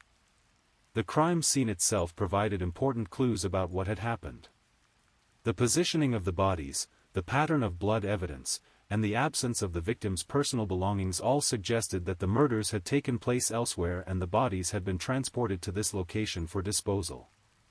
Galveston County Sheriff's Office investigators began the painstaking process of documenting the crime scene, photographing everything, collecting potential evidence, and trying to piece together the sequence of events that had led to this tragedy. They found no identification on either victim, which meant that determining who these women were would be the first step in figuring out who might have killed them. The lack of identification was not accidental, someone had deliberately removed anything that might help police quickly identify the victims. This suggested a level of planning and calculation that indicated the killer was trying to buy time before the investigation could focus on potential suspects and motives. However, modern forensic techniques meant that identification would not be delayed for long. Fingerprint analysis, dental records, and other methods would soon reveal the identities of Crystal Jackson and Brittany Cosby, both 24 years old and residents of Houston. This identification would be the key that unlocked the investigation and pointed detectives toward the Houston home where the murders had actually taken place. The discovery that the victims were from Houston, more than an hour's drive from where their bodies were found, immediately suggested that their killer had transported them to the Bolivar Peninsula specifically to dispose of the bodies. This indicated someone with knowledge of the area, access to transportation, and the presence of mind to plan the disposal even after committing murder. As news of the discovery spread, the contrast between the peaceful, tourist-oriented reputation of the Bolivar Peninsula and the brutal nature of the crime created shock waves throughout the local community. This was not the type of violent crime that area residents expected to encounter in their quiet coastal community. The investigation would soon reveal that the murders had indeed taken place in Houston, and that the killer had chosen the Bolivar Peninsula as a disposal site because of its relative isolation and the fact that the bodies would eventually be found but the discovery would be delayed long enough to complicate the initial investigation. For the families and friends of Crystal Jackson and Brittany Cosby, the discovery of their bodies marked the beginning of a nightmare that would only deepen as the investigation revealed the circumstances of their deaths and the identity of their killer.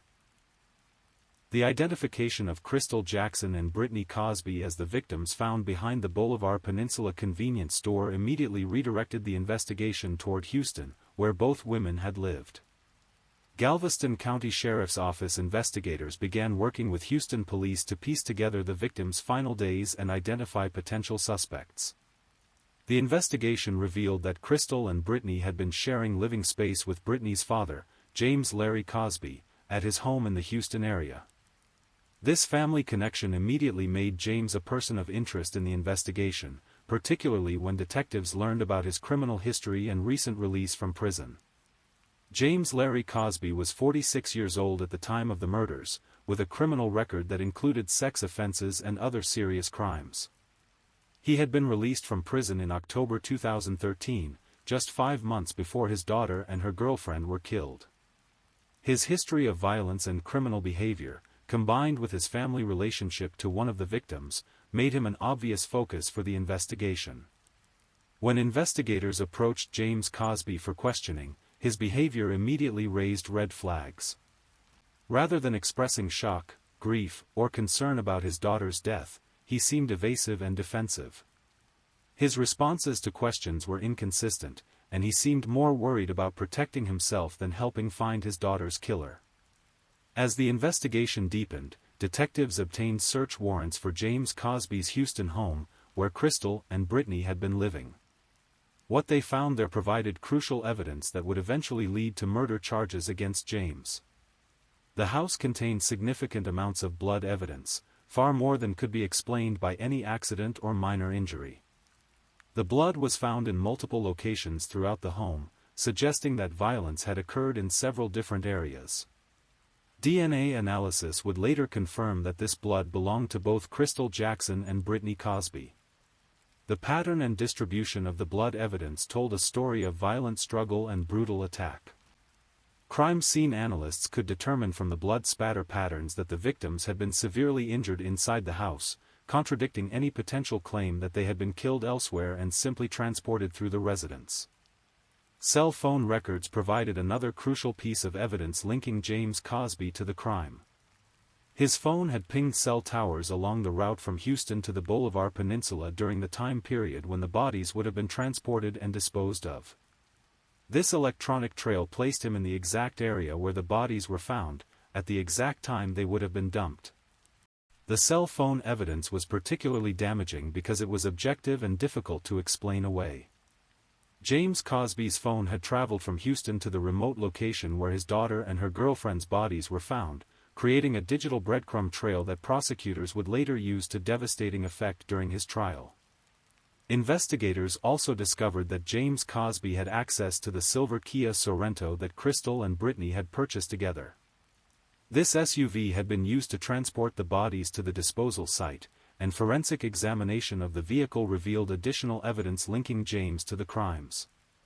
The SUV contained blood evidence, DNA material, and other forensic evidence that supported the prosecution's theory that the murders had taken place at least partially inside the vehicle.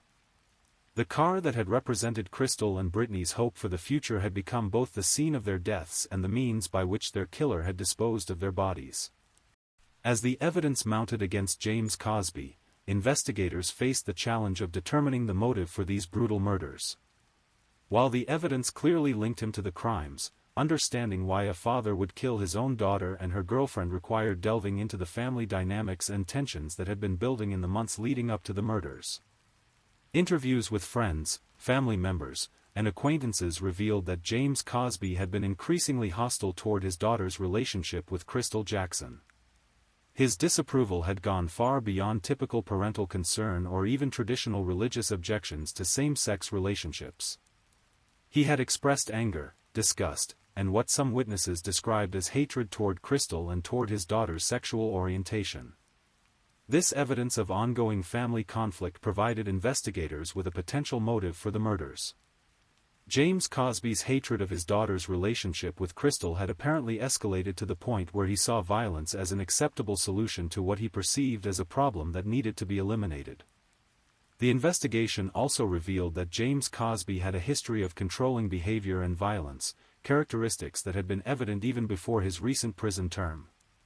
People who knew him described someone who expected absolute obedience from family members and who reacted with anger when his authority was challenged or his wishes were ignored. For James Cosby, his daughter's relationship with Crystal Jackson represented the ultimate rejection of his authority and values. In his warped thinking, Brittany's refusal to end the relationship and conform to his expectations justified extreme measures, including murder. However, the most compelling evidence against James Cosby would come from an unexpected source, a witness whose testimony would provide crucial details about what had happened in the Houston home on the night Crystal and Brittany were killed. The investigation into the murders of Crystal Jackson and Brittany Cosby took a dramatic turn when investigators discovered that there had been a witness to at least part of the crimes, Brittany's 5-year-old daughter. The little girl had been in the house when the murders occurred, and her testimony would prove to be one of the most compelling pieces of evidence in the case against James Larry Cosby. The presence of a child witness in such a brutal crime case presented investigators with unique challenges. 5-year-old children are not always reliable witnesses in the traditional sense, their understanding of events can be limited, their memory can be affected by trauma, and their ability to communicate complex information is still developing. However, children of that age are also often remarkably honest and direct in their observations, and they typically have no motive to lie about what they've seen. Specially trained child psychologists and investigators conducted careful interviews with Brittany's daughter, using techniques designed to help her communicate what she had experienced without further traumatizing her or inadvertently influencing her testimony. These interviews had to be conducted with extreme sensitivity, given that the child had witnessed violence against her mother and the woman who had been an important figure in her young life. What emerged from these interviews was a heartbreaking account of a little girl who had hidden during the violence, trying to stay safe while her world collapsed around her. Her testimony, delivered in the simple, direct language of a child, would prove to be devastatingly effective evidence against her grandfather. The child told investigators that she had been in the house when her grandfather became angry with her mother and Crystal. She described hearing shouting, fighting, and sounds that had frightened her enough to hide. Her account provided crucial details about the sequence of events and confirmed that the violence had indeed taken place inside James Cosby's Houston home. Most importantly, the child's testimony established James Cosby's presence and involvement in the violent events that led to the deaths of Crystal and Brittany. Her simple statement, "I hid so he wouldn't see me," spoke volumes about the terror she had experienced and the danger she had perceived from her own grandfather. The child's testimony also provided insights into the family dynamics that had led to the tragedy. She described the ongoing tension between her grandfather and her mother about Crystal, and she indicated that her grandfather had been increasingly angry about their relationship in the days leading up to the murders. For investigators and prosecutors, the child's testimony was both compelling evidence and a heartbreaking reminder of the collateral damage caused by James Cosby's violence. This little girl had not only lost her mother and Crystal, the woman who had been a maternal figure in her life, but she had also been traumatized by witnessing their deaths and would have to live with those memories for the rest of her life. The testimony also highlighted the calculated cruelty of James Cosby's actions. He had committed these murders knowing that his granddaughter was in the house, showing a complete disregard for the psychological trauma he was inflicting on an innocent child. The fact that he had later attempted to cover up his crimes while leaving his granddaughter to deal with the aftermath demonstrated a selfishness and callousness that went beyond ordinary criminal behavior. Child Protection Services became involved to ensure the little girl's safety and well-being following the discovery of the murders and her grandfather's arrest. She would need extensive counseling and support to help her process the trauma of what she had witnessed and to help her begin to heal from the devastating loss of her mother and Crystal. The child's testimony would prove crucial during James Cosby's trial, providing prosecutors with an eyewitness account that corroborated the physical evidence found at the crime scene. Her simple, honest account of what she had experienced would help the jury understand not just what had happened, but the impact of James Cosby's actions on the most vulnerable victim of his violence. As the investigation continued, the combination of physical evidence, cell phone records, DNA analysis, and witness testimony created an overwhelming case against James Larry Cosby. By March 2014, investigators had enough evidence to arrest him and charge him with the murders of Crystal Jackson and his own daughter, Brittany Cosby. The arrest brought some measure of justice for the victims, but it also marked the beginning of a legal process that would force their families and friends to relive the tragedy as the case made its way through the criminal justice system. On March 13, 2014, 6 days after the bodies of Crystal Jackson and Brittany Cosby were discovered on the Bolivar Peninsula, Galveston County investigators arrested James Larry Cosby at his Houston home. The arrest came after days of intensive investigation that had produced overwhelming evidence of his guilt in the brutal murders of his daughter and her girlfriend. Initially, James Cosby was charged with 2 counts of tampering with evidence, a charge that reflected the prosecution's belief that he had transported and disposed of the bodies after the murders. These charges allowed investigators to hold him while they continued building their case for the more serious murder charges that would inevitably follow. The tampering with evidence charges were strategic. They gave prosecutors time to complete their forensic analysis and prepare the strongest possible case for murder charges, while ensuring that James Cosby remained in custody and could not flee or destroy additional evidence. The charges also reflected the calculated nature of his actions after the killings, as he had clearly planned and executed the disposal of the bodies to delay discovery and complicate the investigation. James Cosby was held on $500,000 bond, an amount that reflected both the seriousness of the charges and the court's assessment of his danger to the community. His criminal history, recent release from prison, and the brutal nature of the alleged crimes made him an obvious flight risk and public safety concern. As the forensic analysis of the crime scene evidence continued, investigators built an increasingly strong case for murder charges. The blood evidence found throughout James Cosby's home, the DNA analysis confirming the identity of the victims, the cell phone records placing him at the disposal site, and the testimony of his granddaughter created a comprehensive picture of his guilt that would be difficult for any defense attorney to challenge. In the months following his arrest, additional charges were filed against James Cosby as the investigation was completed and prosecutors prepared for trial. The evidence was so overwhelming that the case became less about whether he had committed the murders and more about what penalty he would face for his crimes. The legal process also had to address the care and custody of Britney's young daughter, who had not only lost her mother but had also witnessed the traumatic events that led to her death. Child Protective Services worked with other family members to ensure the child was placed in a safe, stable environment where she could begin to heal from the trauma she had experienced. For the families of Crystal Jackson and Britney Cosby, the arrest of James Cosby brought some measure of relief but also marked the beginning of a long legal process that would force them to relive the tragedy repeatedly as the case moved through the courts. They would have to endure trial testimony that described in graphic detail how their loved ones had died, and they would have to confront the reality that someone who should have loved and protected Britney had instead become her killer. The arrest also brought media attention to the case, highlighting issues of domestic violence, hate crimes, and the particular vulnerabilities faced by LGBTQ+ individuals whose families do not accept their sexual orientation. Crystal and Britney's deaths became part of a broader national conversation about violence against LGBTQ+ people and the devastating consequences of family rejection and hatred. The trial of James Larry Cosby for the murders of Crystal Jackson and Britney Cosby began in August 2016, more than 2 years after the crimes were committed. The delay was typical for a complex capital murder case, as both the prosecution and defense needed time to prepare their arguments and examine the extensive evidence that had been collected during the investigation.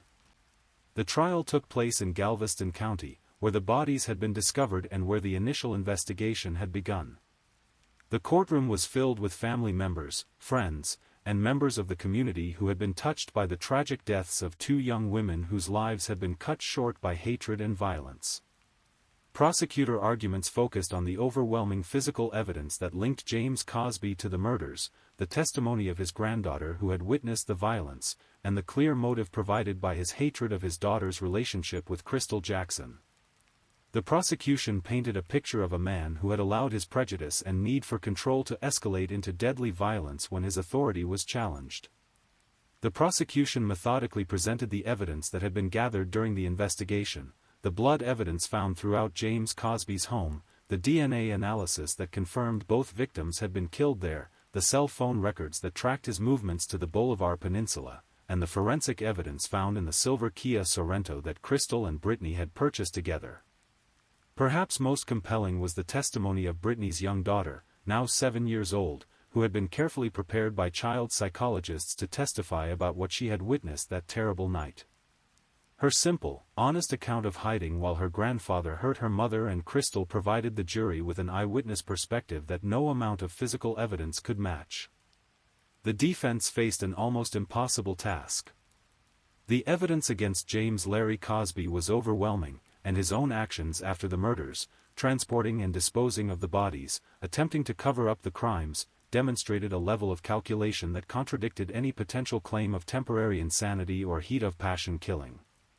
Defense attorneys attempted to argue that James Cosby's time in prison had affected his mental state, that years of incarceration had damaged his ability to cope with stress and conflict in healthy ways. They suggested that while he was responsible for the deaths, the murders had not been premeditated but rather the result of a confrontation that had spiraled out of control. However, the brutal nature of the killings, particularly Britney's death from repeated blunt force trauma, suggested a sustained attack that went far beyond what could be explained by a momentary loss of control. The prosecution argued that James Cosby had made a deliberate choice to kill both women because of his hatred for their relationship and his inability to accept his daughter's sexual orientation. The trial lasted several weeks, with testimony that painted a heartbreaking picture of 2 young women whose only crime had been loving each other in a world that wasn't always accepting of their relationship. Family members and friends testified about Crystal and Britney's hopes and dreams, their commitment to each other, and their plans for a future that would never come to pass. After deliberating for less than 2 days, the jury returned with their verdict.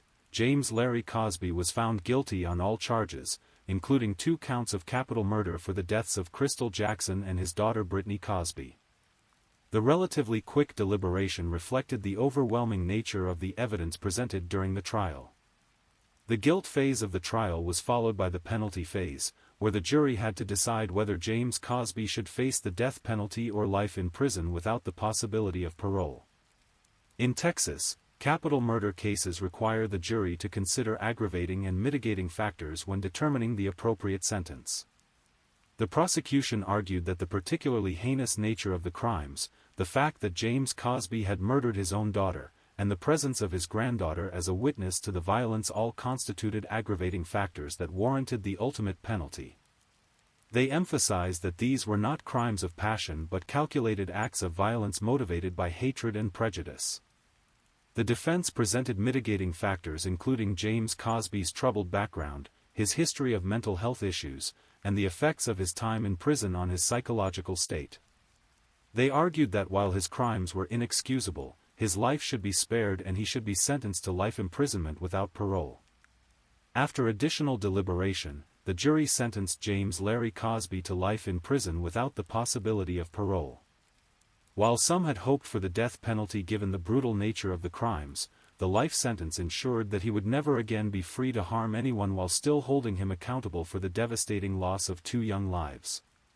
The sentence brought some measure of closure to the families of Crystal Jackson and Brittany Cosby, though nothing could truly heal the pain of their loss or restore what had been taken from them. For Brittany's daughter, now an orphan because of her grandfather's actions, the legal resolution meant she could begin to move forward with her life without the uncertainty of ongoing court proceedings. James Cosby was immediately remanded to the Texas Department of Criminal Justice, where he would spend the remainder of his life paying for his crimes. At 48 years old at the time of sentencing, he faced decades of imprisonment with no hope of release, no possibility of redemption, and the knowledge that his hatred had destroyed not only his victims' lives but his own family as well. The case served as a tragic reminder of the real-world consequences of prejudice, hatred, and family rejection of LGBTQ+ individuals.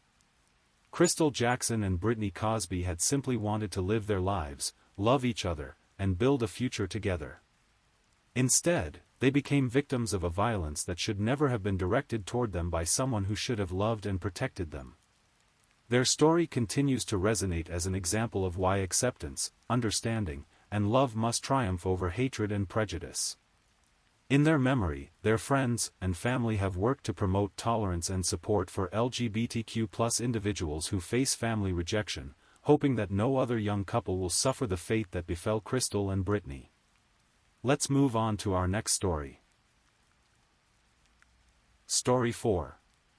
Tonight, we travel to the low country of South Carolina, to the small town of Moncks Corner, where on a seemingly ordinary February afternoon in 2018, a young man named Tyreek Pettigrew would vanish without a trace, leaving behind only questions, heartbreak, and a family's desperate search for answers that would span more than 5 years.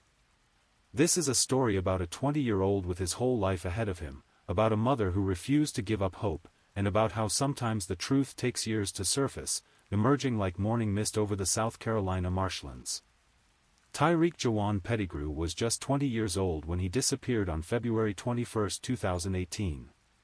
He was a young man in the prime of his life, with dreams and aspirations that extended far beyond the borders of his small hometown. His story should have been one of growing up, making mistakes, learning from them, and finding his place in the world. Instead, it became a mystery that would haunt his family and community for years to come. In the world of missing persons cases, Tyreek's disappearance would become one of those heartbreaking statistics, a young African-American man who vanished without a trace, his case initially receiving little media attention despite the suspicious circumstances surrounding his disappearance. But his mother, Felicia Pettigrew, would not let her son become just another forgotten name in a police file. Her unwavering determination to find answers would keep his case alive even when others might have given up hope. Moncks Corner, South Carolina, sits nestled in Berkeley County, about 30 miles northwest of Charleston. It's part of what South Carolinians call the Low Country, a region defined by its flat coastal plains, ancient oak trees draped in Spanish moss, and the kind of humid subtropical climate that makes summers feel endless and winters surprisingly mild. The town itself has a population of around 10,000 people, the kind of place where everyone knows their neighbors, where high school football games are major social events, and where families have lived for generations. Founded in the 18th century and named after a local landowner, Monk's Corner has the relaxed pace of life that attracts people seeking refuge from the hustle and bustle of larger cities. The town sits at the confluence of the Cooper and Santee rivers, surrounded by the kind of natural beauty that makes South Carolina famous: cypress swamps, pine forests, and waterways that have remained largely unchanged for centuries. In 2018, Monk's Corner was experiencing the kind of slow, steady growth that many small southern towns were seeing as people moved away from urban centers in search of more affordable living and a stronger sense of community. The town had managed to maintain its small-town charm while adding modern amenities and conveniences that made it attractive to young families and retirees alike. For Tyreek Pettigrew, Monk's Corner represented both home and limitation. Like many young people growing up in small towns, he probably felt the tension between the comfort and security of familiar surroundings and the desire to explore the broader world. At 20, he was at that crucial age where young people begin to make decisions that will shape the rest of their lives, decisions about education, career, relationships, and where they want to put down roots. Tyreek lived with his mother, Felicia Pettigrew, in a household that exemplified the kind of close-knit family bonds that are common in small southern communities. Felicia was the kind of mother who stayed deeply involved in her children's lives, who knew their friends, their habits, their dreams, and their struggles. She was not the type of parent who would fail to notice if her son was in trouble or if his behavior had changed dramatically. The relationship between Tyreek and his mother was built on the kind of communication and trust that develops over years of shared experiences. Felicia knew her son's routines, his favorite places to go, the friends he spent time with, and his general patterns of behavior. This intimate knowledge of her son's life would later prove crucial when investigators began trying to understand what had happened to him. At 20, Tyreek was navigating the complex transition from adolescence to full adulthood. He was old enough to make his own decisions, to come and go as he pleased, and to build relationships and friendships independent of his family's oversight. But he was also young enough that he still depended on his family for support, guidance, and the kind of unconditional love that only family can provide. Like many young men his age, Tyreek was probably dealing with questions about his future: what kind of work he wanted to do, whether he wanted to pursue higher education, what kind of relationships he wanted to build, and where he saw himself in 5 or 10 years. These are the kinds of questions that can create anxiety and uncertainty for young people, but they're also part of the normal process of growing up and establishing independence. February 2018 in South Carolina was still winter, but the kind of mild winter that allows people to spend time outdoors without heavy coats or the restrictions that come with harsh weather. The days were getting longer, spring was approaching, and there was that sense of renewal and possibility that comes with the changing seasons. For Tyreek, this should have been a time of looking forward, of making plans, of embracing the opportunities that lay ahead. The Pettigrew family was woven into the fabric of Monk's Corner in the way that families are in small towns, through church attendance, school connections, workplace relationships, and the countless small interactions that create community bonds. When Tyreek disappeared, it wasn't just a family tragedy, it was a loss felt throughout the community by people who had watched him grow up, who knew his mother, who understood that this was a family that deserved answers and support. February 21, 2018, began like countless other days in the Pettigrew household. It was a Wednesday, the middle of the week when the routines of work and daily life are most established. The weather in Monk's Corner was typical for late February, cool but not cold, with the kind of overcast sky that promises rain but might not deliver. It was the kind of day that doesn't stand out in memory, the kind of ordinary day that only becomes significant in retrospect. Tyreek went about his morning routine without any indication that this would be the last day his family would see him alive. There were no arguments, no dramatic conversations, no warning signs that anything was different or wrong. For Felicia, this was just another day of the normal rhythms of family life, the kind of day that millions of families experience without ever realizing how precious and fragile these ordinary moments really are. Tyreek had plans for that afternoon, though the exact nature of those plans would later become a subject of investigation and speculation.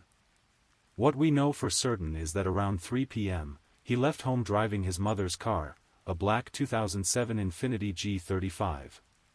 This was not unusual. Like many families, the Pettigrews shared vehicles when needed, and Tyreek had permission to use his mother's car for whatever errands or activities he had planned. The Infiniti G35 was a nice car, a luxury sedan that represented years of hard work and careful saving. For Felicia, it was probably more than just transportation. It was a symbol of stability and success, the kind of car that showed she had worked hard to provide a good life for her family. Lending it to Tyreek demonstrated the trust and responsibility that existed between mother and son. Tyreek's destination that afternoon was the Fuel Express gas station on Highway 17 in Moncks Corner. Gas stations in small towns like Moncks Corner serve as more than just places to fuel up vehicles. They're community gathering spots where people run into neighbors, grab snacks and drinks, and conduct the small transactions that are part of daily life. The Fuel Express would have been familiar to Tyreek, a place he had probably stopped dozens of times before. Security cameras at the gas station captured Tyreek's arrival around 3 p.m. The footage would later become crucial evidence in the investigation, providing investigators with the last confirmed sighting of Tyreek alive. On the video, he appears relaxed and normal, going about the routine business of purchasing gas or snacks without any sign of distress or concern. What the security cameras couldn't capture, however, were the interactions Tyreek might have had with other people at the gas station, the conversations he might have overheard, or the decisions he made about where to go next. Gas stations are transitional spaces where paths cross and chance encounters can change the course of events in ways that aren't immediately apparent. Tyreek spent only a few minutes at the Fuel Express before leaving in his mother's Infiniti. To anyone watching, this would have seemed like a completely normal transaction, a young man stopping for gas or snacks before continuing on with his day. There was nothing in his demeanor or behavior to suggest that he was in any danger or that this brief stop would be the last time he would be seen alive. What happened next would transform this ordinary afternoon into a mystery that would haunt his family for years.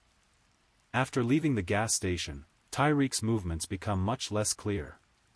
He was driving his mother's distinctive black Infiniti, a car that should have been easily recognizable on the roads of small-town Moncks Corner. But the trail of his whereabouts quickly becomes murky and filled with questions that investigators would struggle to answer. At 3:38 p.m., just 38 minutes after Tyreek was seen at the Fuel Express, surveillance cameras at the John Key Mart on State Road captured something that would become one of the most puzzling aspects of the entire case. The black Infiniti G35 appeared on the security footage, but Tyreek was not the one driving it. Instead, the car was being operated by someone else entirely, someone whose identity would become a crucial piece of the puzzle. This development raised immediate questions that investigators would grapple with for years. How had Tyreek's mother's car ended up in someone else's possession less than 40 minutes after he was seen driving it? Had Tyreek willingly given the car to someone else? Had he been forced to give it up? Was he still alive when this transfer took place, or had something terrible already happened to him? The fact that the car appeared on surveillance footage with a different driver suggested that whatever had happened to Tyreek had occurred very quickly after he left the gas station. In the span of just over half an hour, the situation had changed dramatically from Tyreek running normal errands to someone else being in possession of his mother's car. For investigators, this 38-minute window would become the focus of intense scrutiny. What had happened during that brief period? Where had Tyreek gone after leaving the gas station? Who had he encountered, and under what circumstances had he lost control of the vehicle? These questions would drive the investigation for years, but answers would prove frustratingly elusive. The person driving the Infiniti at 3:38 p.m. remains unidentified in the public record, though investigators presumably have theories about who it might have been. This unknown driver represents one of the key pieces of the puzzle, someone who was involved in whatever had happened to Tyreek, someone who could potentially provide answers about his disappearance, but someone who has either never been identified or has chosen not to come forward with information. As the afternoon wore on and evening approached, Tyreek's absence would have begun to become noticeable to his family. Young adults don't always check in with their parents about their whereabouts, but most maintain some level of communication, especially if they're using their parents' car or if they have evening plans that involve the family. For Felicia Pettigrew, the transition from normal concern to real worry probably happened gradually, the way it does for most parents when their adult children don't come home when expected. At first, it might have been simple annoyance. Why hadn't he called to say he would be late? Then, as hours passed without word, that annoyance would have transformed into concern, and eventually into the kind of panic that comes when a parent realizes that something is seriously wrong. As February 21, 2018, transitioned from afternoon to evening, the Pettigrew household experienced the kind of mounting tension that families know all too well when a loved one fails to come home as expected. The hours between late afternoon and midnight are often the longest for families dealing with a missing person. Time seems to stretch endlessly as concern transforms into worry, and worry deepens into genuine fear. Felicia Pettigrew probably went through the familiar ritual that parents experience when their adult children are unreachable. First, there would have been attempts to call Tyreek's phone, followed by text messages asking where he was and when he would be home. When those communications went unanswered, she might have reached out to his friends, trying to piece together his whereabouts and his plans for the day. The responses from Tyreek's friends would have been puzzling and concerning. No one seemed to know where he was or what he had been doing that afternoon. The friends who might normally have been with him or known his plans were as confused as she was about his whereabouts. This lack of information would have been particularly troubling because it suggested that whatever had happened to Tyreek had not been part of any planned activity or social gathering. As the evening progressed, Felicia's concern would have intensified. Tyreek was not the kind of young man who stayed out all night without explanation. He was not the type to disappear without word, especially when he was driving his mother's car. The fact that he was not answering his phone was also significant. In 2018, cell phones had become such an integral part of daily communication that being unreachable for hours was genuinely unusual for most young people. The overnight hours of February 21 and the early morning hours of February 22 were probably among the longest of Felicia Pettigrew's life. Parents of missing adults often describe this period as a special kind of torment: too early to call police, too worried to sleep, too frightened to stop, hoping that their loved one will simply walk through the door with a reasonable explanation for their absence. But Tyreek never came home that night. As dawn broke on February 22, Felicia was facing the reality that something serious had happened to her son. The time for hoping he had simply lost track of time or forgotten to call had passed. This was no longer about a young man staying out too late. This was about a family member who had vanished without explanation. At 12:51 a.m. on February 22, just as the new day was beginning, an event occurred that would transform concern into certainty that Tyreek was in serious danger. The black 2007 Infiniti G35 that he had been driving was found abandoned and on fire on Cainhoy Road near Bamberg Circle in Charleston, South Carolina. The discovery of the burning car was both a breakthrough and a devastating development in the case. On one hand, it provided investigators with crucial evidence and confirmed that something terrible had indeed happened to Tyreek. On the other hand, it destroyed Felicia's last hope that her son might simply have had car trouble or been delayed by some ordinary circumstance. Charleston is about 30 miles southeast of Moncks Corner, a drive that would normally take 45 minutes to an hour depending on traffic and the specific route taken. The location where the car was found, Cainhoy Road, is in a relatively rural area north of Charleston proper, the kind of isolated location that someone might choose if they wanted to dispose of evidence without being observed. The fact that the car was deliberately set on fire was particularly significant. This was not an accident or a case of simple vehicle theft. Someone had made a conscious decision to destroy the car, presumably to eliminate evidence that might link them to whatever had happened to Tyreek.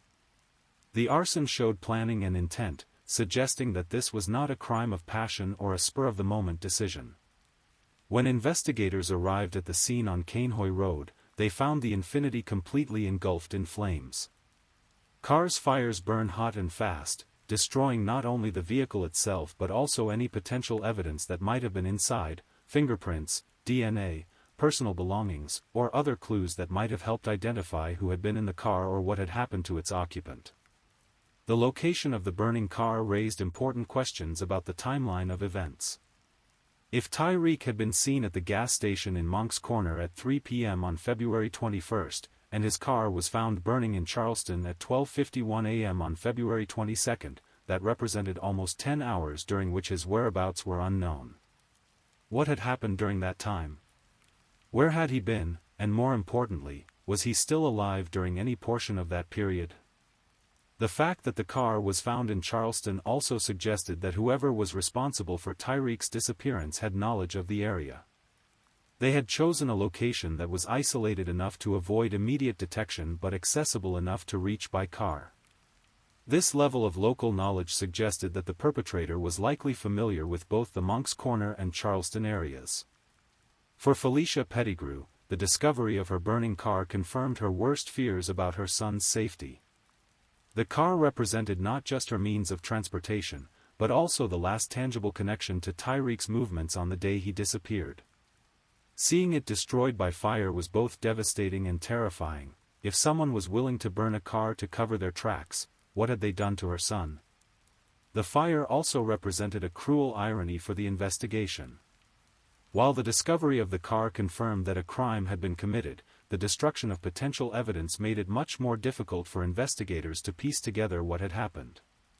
The arsonist had succeeded in eliminating many of the clues that might have quickly led to answers about Tyreek's fate. The Charleston County Fire Department and the Berkeley County Sheriff's Office worked together to process the scene, but there was little left to examine. The intense heat of the car fire had destroyed virtually everything that might have provided forensic evidence. Any fingerprints, DNA, or personal belongings that might have been in the car were gone forever. On February 23, 2018, the Berkeley County Sheriff's Office officially received the missing person report for Tyreek Jawan Pettigrew. What began as a family's desperate search for their missing son now became an official police investigation, bringing with it the resources and expertise that law enforcement agencies use to solve complex criminal cases. The timing of the official report was significant. While Tyreek had been missing since February 21, it wasn't until February 23 that law enforcement was formally notified. This delay was not unusual. Families often spend the first 24 to 48 hours trying to locate missing adult family members on their own before involving police. Adults have the right to disappear voluntarily, and law enforcement agencies must balance their resources between cases involving genuine danger and situations where people have simply chosen to leave without explanation. However, the discovery of Tyreek's burned car had already elevated this case beyond a simple missing person report. The arson demonstrated that criminal activity was involved, transforming what might have been a low-priority missing adult case into an active criminal investigation that required immediate attention and resources. Detective work in missing person cases often begins with establishing a timeline of the victim's last known activities. In Tyreek's case, investigators had several crucial pieces of information to work with: the security camera footage from the Fuel Express gas station showing him at 3 p.m. on February 21, the surveillance footage from the John Key Mart at 3:38 p.m. showing someone else driving his car, and the discovery of the burning vehicle at 12:51 a.m. on February 22. These 3 time points created a framework for the investigation, but they also highlighted the massive gaps in knowledge about what had happened to Tyreek. The 38-minute window between his last confirmed sighting and the appearance of his car with a different driver became a crucial focus for investigators. What had happened during that brief period that had resulted in Tyreek losing control of his vehicle? Investigators began the painstaking process of canvassing the area between the Fuel Express gas station and the John Key Mart, looking for additional security cameras, witnesses, or any other evidence that might help fill in the timeline. In small towns like Monk's Corner and the surrounding areas, security cameras are less common than in urban areas, but investigators hoped to find additional footage that might show Tyreek's movements or reveal who he had encountered. The Berkeley County Sheriff's Office also began interviewing Tyreek's family members, friends, and acquaintances, trying to understand his relationships, his habits, and any potential conflicts or issues that might have made him a target for violence. These interviews served multiple purposes. They helped investigators understand Tyreek as a person, they identified potential suspects or persons of interest, and they established whether his disappearance might be connected to any ongoing disputes or criminal activities.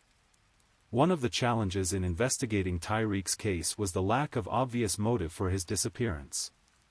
He was not known to be involved in criminal activity, he didn't have significant debts or financial problems, and there were no known threats against him. This absence of clear motive made it difficult for investigators to develop theories about who might have wanted to harm him or why.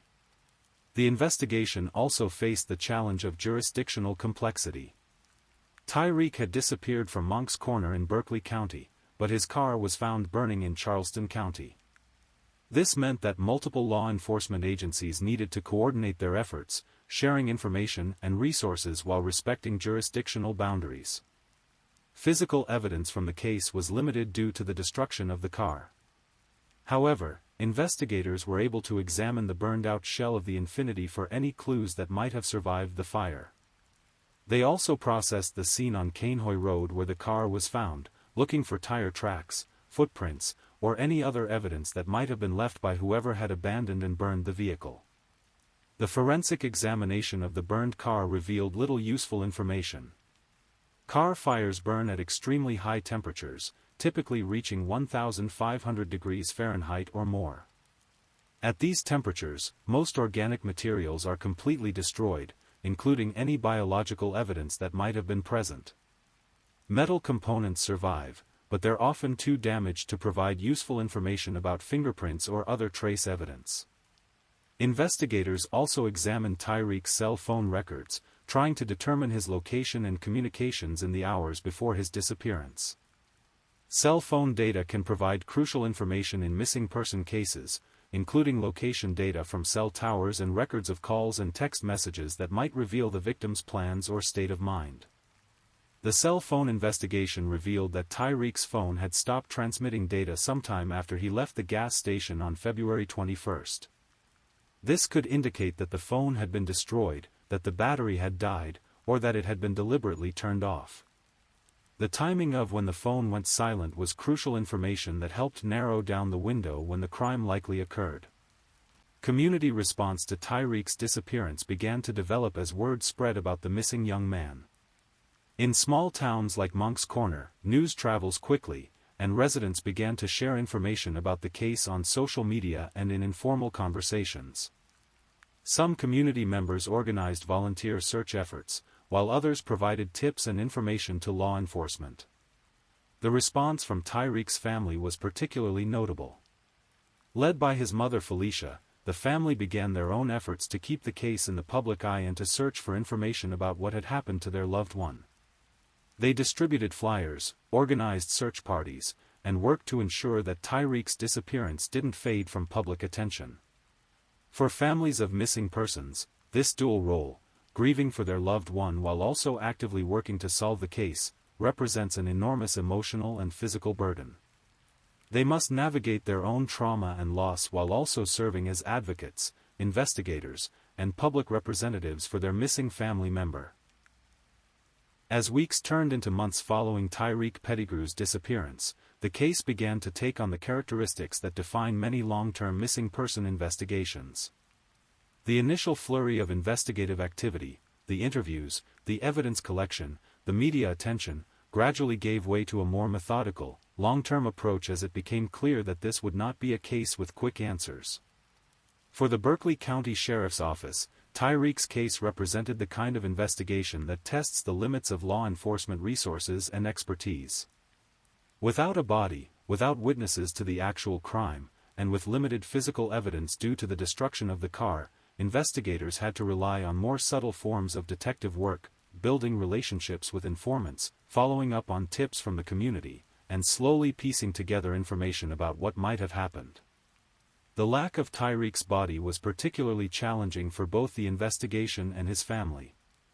In homicide cases where the victim's remains are recovered, forensic pathologists can often provide crucial information about the cause and manner of death, the time of death, and other details that help investigators understand what happened. Without these insights, investigators were forced to work with theories and speculation rather than concrete evidence. For Felicia Pettigrew, the absence of her son's body meant that she couldn't even begin the process of grieving in a traditional sense. There was no funeral, no burial, no physical place where she could go to feel connected to her son's memory. Instead, she was trapped in a liminal space between hope and despair, never quite able to accept that Tyreek was gone but unable to believe that he might still be alive. The investigation continued to focus on the crucial 38-minute window between Tyreek's last confirmed sighting and the appearance of his car with a different driver. Investigators worked to identify every person who might have been in the area during that time, every business or residence that might have security cameras, and every possible route that Tyreek might have taken after leaving the gas station. This kind of detailed timeline reconstruction is one of the most labor-intensive aspects of missing person investigations. It requires investigators to map every possible movement, to track down every potential witness, and to eliminate every alternative explanation for the victim's disappearance. The work is methodical and often frustrating, requiring enormous patience and attention to detail. As 2018 progressed, the investigation began to expand beyond the immediate circumstances of Tyreek's disappearance. Investigators started looking at his broader social network, his online activities, and any potential connections to criminal activities or dangerous individuals. They also began exploring whether his case might be connected to other unsolved crimes in the area. 1 year after Tyreek's disappearance, in February 2019, his family organized events to mark the anniversary and to keep public attention focused on the case. These anniversary commemorations serve multiple purposes in missing person cases. They remind the community that the investigation is ongoing, they provide opportunities for new witnesses to come forward, and they demonstrate to the missing person's family that their loved one has not been forgotten. The 1-year anniversary also marked a significant milestone in the investigation. Statistics show that the likelihood of solving missing person cases decreases significantly after the first year, as witnesses' memories fade, physical evidence deteriorates, and public attention moves on to other stories. However, investigators and the family remained committed to finding answers, regardless of how long it might take. Media coverage of Tyreek's case was sporadic during this period, reflecting the reality that missing person cases involving young African American men often receive less sustained attention than cases involving other demographics. This disparity in coverage can significantly impact investigations, as media attention often generates tips and information that prove crucial to solving cases. The family worked actively to counteract this tendency by maintaining their own social media presence, organizing community events, and reaching out to local news outlets to keep Tyreek's story in the public eye. They understood that in many missing person cases, the family's advocacy efforts are crucial to keeping the investigation active and generating new leads. During this period, investigators also continued to develop relationships with potential informants in the community. Many crimes are solved not through physical evidence or forensic breakthroughs, but through information provided by people who have knowledge about what happened.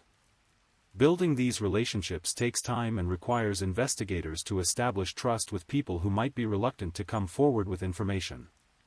The investigation also involved coordination with other law enforcement agencies as investigators explored whether Tyreek's case might be connected to other crimes.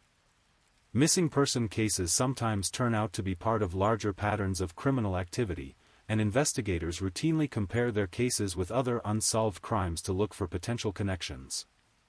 As the second anniversary of Tyreek's disappearance approached in 2020, the case had become one of those frustrating investigations that law enforcement agencies know all too well, a case where everyone believes they know what happened, but where the evidence needed to prove it remains elusive. These cases are particularly challenging because they require investigators to maintain their commitment and resources over extended periods without clear progress or resolution.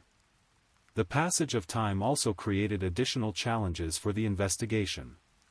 Witnesses' memories became less reliable, potential informants moved away or became less willing to cooperate, and the urgency that typically drives investigations in their early stages began to diminish.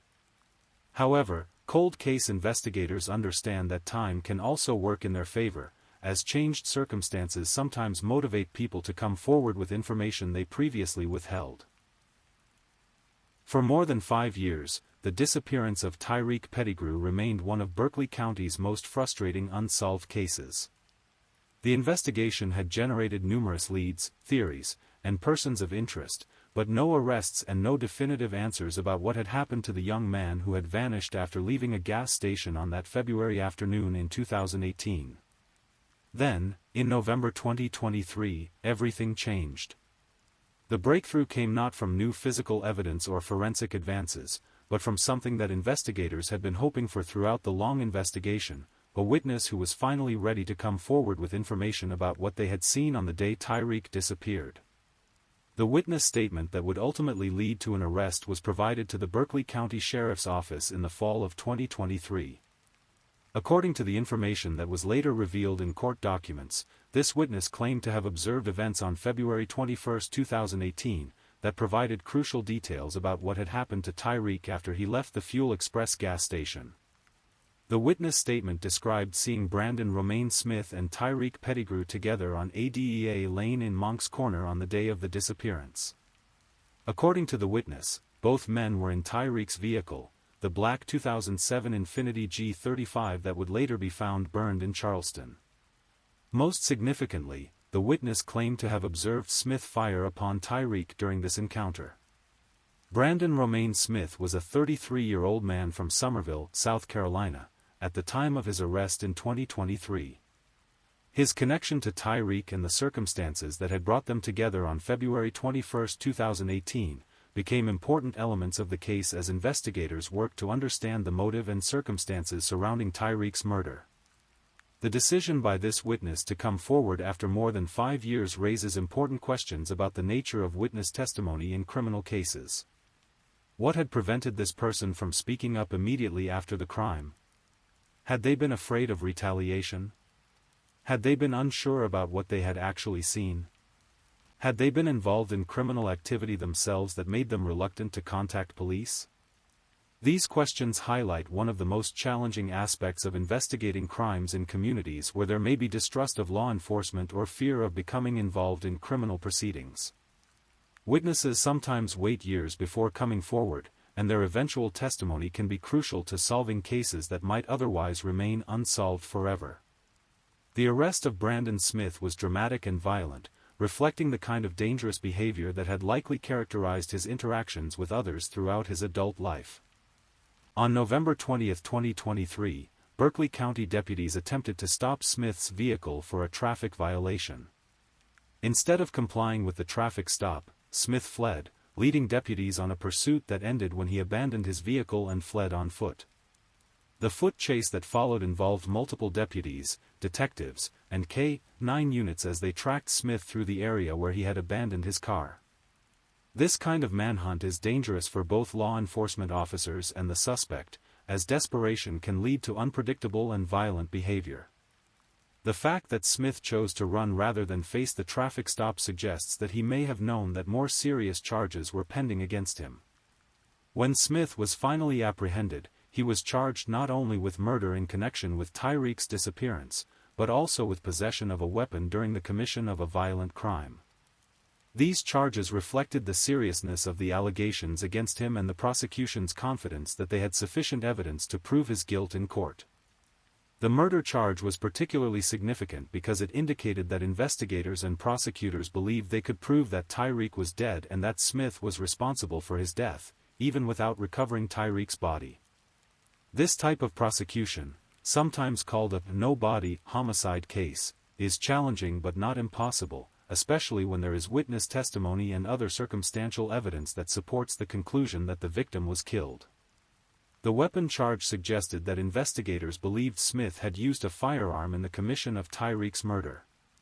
This was consistent with the witness statement describing Smith firing upon Tyreek, and it carried additional penalties that could significantly increase Smith's sentence if he were convicted on all charges. For Felicia Pettigrew, the arrest of Brandon Smith represented a mixture of vindication and renewed grief. After more than 5 years of fighting to keep her son's case alive, of refusing to let investigators and the community forget about Tyreek, she finally had confirmation that someone would be held accountable for his death. But the arrest also forced her to confront the reality that her son was truly gone, that the hope she had carried for so long would never be fulfilled by his safe return. The arrest generated significant media attention in the South Carolina Lowcountry, both because of the long timeline of the case and because of the dramatic circumstances surrounding Smith's apprehension. Local news outlets that had covered Tyreek's disappearance in 2018 returned to the story, updating their audiences on the breakthrough in the investigation and the arrest of the suspect. For the Berkeley County Sheriff's Office, the arrest represented the culmination of years of patient detective work and the validation of their decision to keep the case active despite the lack of early breakthroughs. Sheriff Dwayne Lewis praised the investigators who had worked on the case, emphasizing their commitment to finding answers for the Pettigrew family and their refusal to give up even when leads seemed to run cold. The charging documents filed against Smith painted a picture of premeditated violence, though the exact motive for Tyreek's murder remained unclear in the initial reports. Understanding why Smith had targeted Tyreek would become an important element of the prosecution's case, as juries in murder trials typically want to understand not just what happened, but why it happened. The legal proceedings that followed Brandon Smith's arrest moved through the South Carolina court system with the deliberate pace that characterizes serious criminal cases. Murder charges require extensive preparation by both prosecution and defense attorneys, as the stakes, potentially life in prison or even death penalty, demand thorough investigation and careful legal strategy. For Felicia Pettigrew, the period between arrest and trial represented another kind of waiting, different from the uncertainty she had endured during the investigation but no less challenging. Now she knew who was responsible for her son's death, but she still didn't have complete answers about what had happened or why. The legal process would eventually provide more details, but it would unfold according to the court schedule, not according to a grieving mother's need for closure. The prosecution team, led by the Berkeley County Solicitor's Office, began building their case against Smith. Without Tyreek's body, they would need to rely heavily on the witness testimony that had led to Smith's arrest, along with any circumstantial evidence they could gather about his movements and actions on February 21, 2018. No body murder cases present unique challenges for prosecutors. They must convince a jury that the victim is dead and that the defendant caused that death, all without the physical evidence that a body typically provides. Successful prosecution of these cases often depends on witness testimony, cell phone data, financial records, and other circumstantial evidence that, when taken together, creates a compelling narrative about what happened. The defense team representing Smith would likely focus on challenging the reliability of witness testimony that had come forward after more than 5 years, questioning why the witness had waited so long to come forward and whether their memory of events could be trusted after such an extended period. They might also argue that without a body, prosecutors couldn't definitively prove that Tyreek was dead, let alone that Smith had killed him. As the case moved through pre-trial motions and discovery, more details began to emerge about the relationship between Smith and Tyreek, and about the circumstances that had brought them together on that February afternoon. These details would be crucial to understanding the motive for the crime and building a complete picture of what had happened. The investigation that continued even after Smith's arrest focused on locating Tyreek's remains.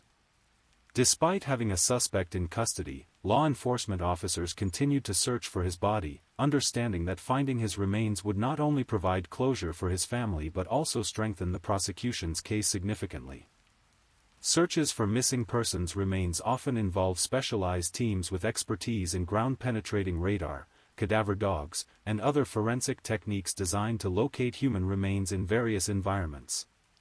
In the South Carolina Lowcountry, with its dense forests, extensive waterways, and marshy terrain, these searches can be particularly challenging and time-consuming. The community response to Smith's arrest was overwhelmingly positive, with many residents expressing relief that someone had finally been charged in connection with Tyreek's disappearance. However, some community members also expressed frustration that it had taken more than 5 years to make an arrest, questioning whether the investigation had been as thorough and urgent as it should have been from the beginning. These concerns reflected broader issues about how missing person cases are prioritized and investigated, particularly cases involving young African American men. Research has shown that missing person cases receive different levels of attention and resources depending on the demographics of the victim, with cases involving young white women typically receiving more media coverage and investigative attention than cases involving other groups. For law enforcement agencies, balancing resources across multiple cases while ensuring that all victims receive appropriate attention is an ongoing challenge. The reality is that some cases are easier to solve than others, and departments must make difficult decisions about how to allocate their limited resources most effectively. The Pettigrew family used the renewed attention surrounding Smith's arrest to advocate for better resources for missing person investigations and to highlight the importance of community involvement in solving crimes. Felicia Pettigrew became a voice for other families dealing with missing loved ones, using her experience to help others navigate the complex and often frustrating process of working with law enforcement. The trial of Brandon Romaine Smith for the murder of Tyreek Pettigrew began in 2024, more than 6 years after the young man's disappearance and nearly a year after Smith's arrest. The courtroom proceedings would finally provide the detailed answers that Tyreek's family had been seeking for so many years, though those answers would come with the painful confirmation that their loved one was indeed gone forever. The prosecution's case centered on the witness testimony that had led to Smith's arrest, supported by the circumstantial evidence that investigators had gathered over the years. They presented a timeline of events on February 21, 2018, that placed Smith and Tyreek together on Adea Lane in Monk's Corner, where the witness claimed to have observed the shooting. The witness took the stand to describe what they had seen that February afternoon more than 6 years earlier. Their testimony was detailed and specific, describing the location, the vehicles involved, and the violent encounter between Smith and Tyreek. The prosecution worked to establish the witnesses' credibility and to explain why they had waited so long to come forward with this crucial information. The defense challenged the witness testimony aggressively, questioning the reliability of memories that were more than 5 years old and suggesting that the witness might have ulterior motives for implicating Smith in the crime.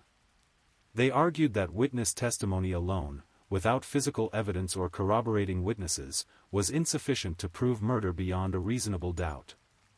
The prosecution also presented evidence about the timeline of events on the day of the disappearance, using security camera footage, cell phone records, and other digital evidence to support their theory of what had happened. They showed the jury the footage of Tyreek at the gas station at 3 p.m. and the footage of his car with a different driver at 3:38 p.m., arguing that this narrow window was when the murder had occurred. Expert witnesses testified about the significance of the burned car and what the arson suggested about the perpetrator's intent to destroy evidence. They explained how car fires destroy potential forensic evidence and why someone would choose this method to cover their tracks after committing a violent crime.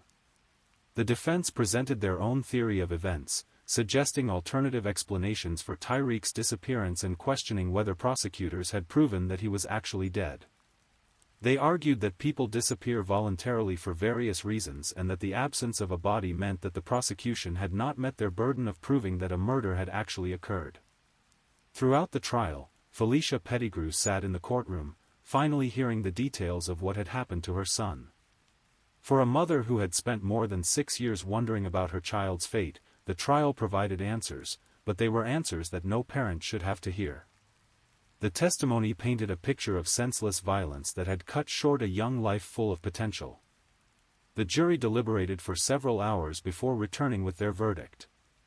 Brandon Romaine Smith was found guilty of murder and possession of a weapon during the commission of a violent crime. The conviction represented not just justice for Tyreek, but validation for his family's years of advocacy and for the investigators who had refused to give up on the case. The sentencing phase of the trial provided an opportunity for Tyreek's family to address the court and to speak directly to Smith about the impact of his actions. Felicia Pettigrew delivered a victim impact statement that captured both her grief over losing her son and her strength in fighting for justice on his behalf. Smith was sentenced to life in prison without the possibility of parole for the murder conviction, plus additional time for the weapons charge. The sentence ensured that he would never again be free to harm another person, providing some measure of closure for Tyreek's family and the community that had been affected by his crime. As we reach the end of this story, the conviction of Brandon Smith brought legal closure to the case of Tyreek Pettigrew's disappearance, but for his family and community, the process of healing and remembrance continues. The young man who disappeared on that February afternoon in 2018 is remembered not just as a victim of violence, but as a son, a friend, and a member of a community that refused to forget him. Felicia Pettigrew's 6-year fight for justice exemplifies the kind of determination and love that keeps cold cases alive and eventually brings perpetrators to justice.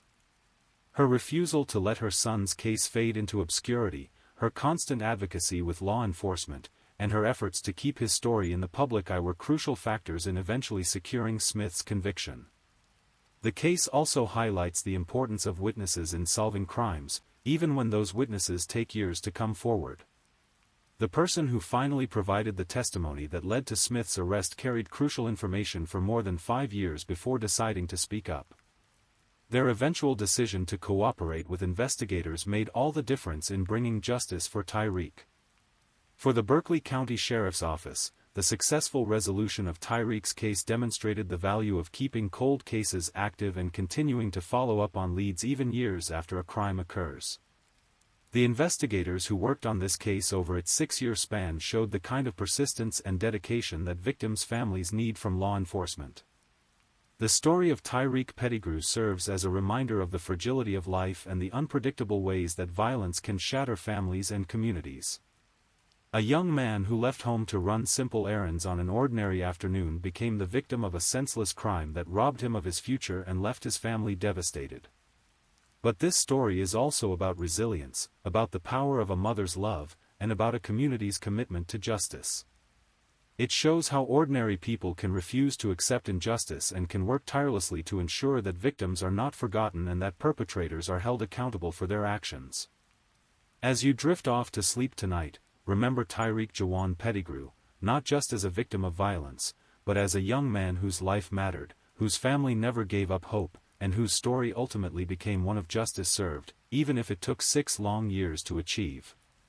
In the quiet darkness of your bedroom, as sleep begins to take hold, let this story remind you of the importance of speaking up when you witness injustice, of supporting families who are dealing with tragedy, and of never underestimating the power of persistence in the pursuit of truth and justice. The lights of Monk's Corner still shine tonight, illuminating a community that came together to seek justice for one of their own. And somewhere in that gentle South Carolina night, a mother's love continues to honor the memory of her son, ensuring that Tyreek Pettigrew will never be forgotten. Rest now, knowing that even in the darkest of stories, love and justice can ultimately prevail, and that every life has value worth fighting to defend. Thank you for listening to tonight's true crime story. Rest peacefully, knowing that another story awaits you next time, ready to accompany you on another journey toward restorative sleep. But if you're still awake, don't forget to like and subscribe so you don't miss our next true crime stories. And until next time, stay safe and take care. Good night.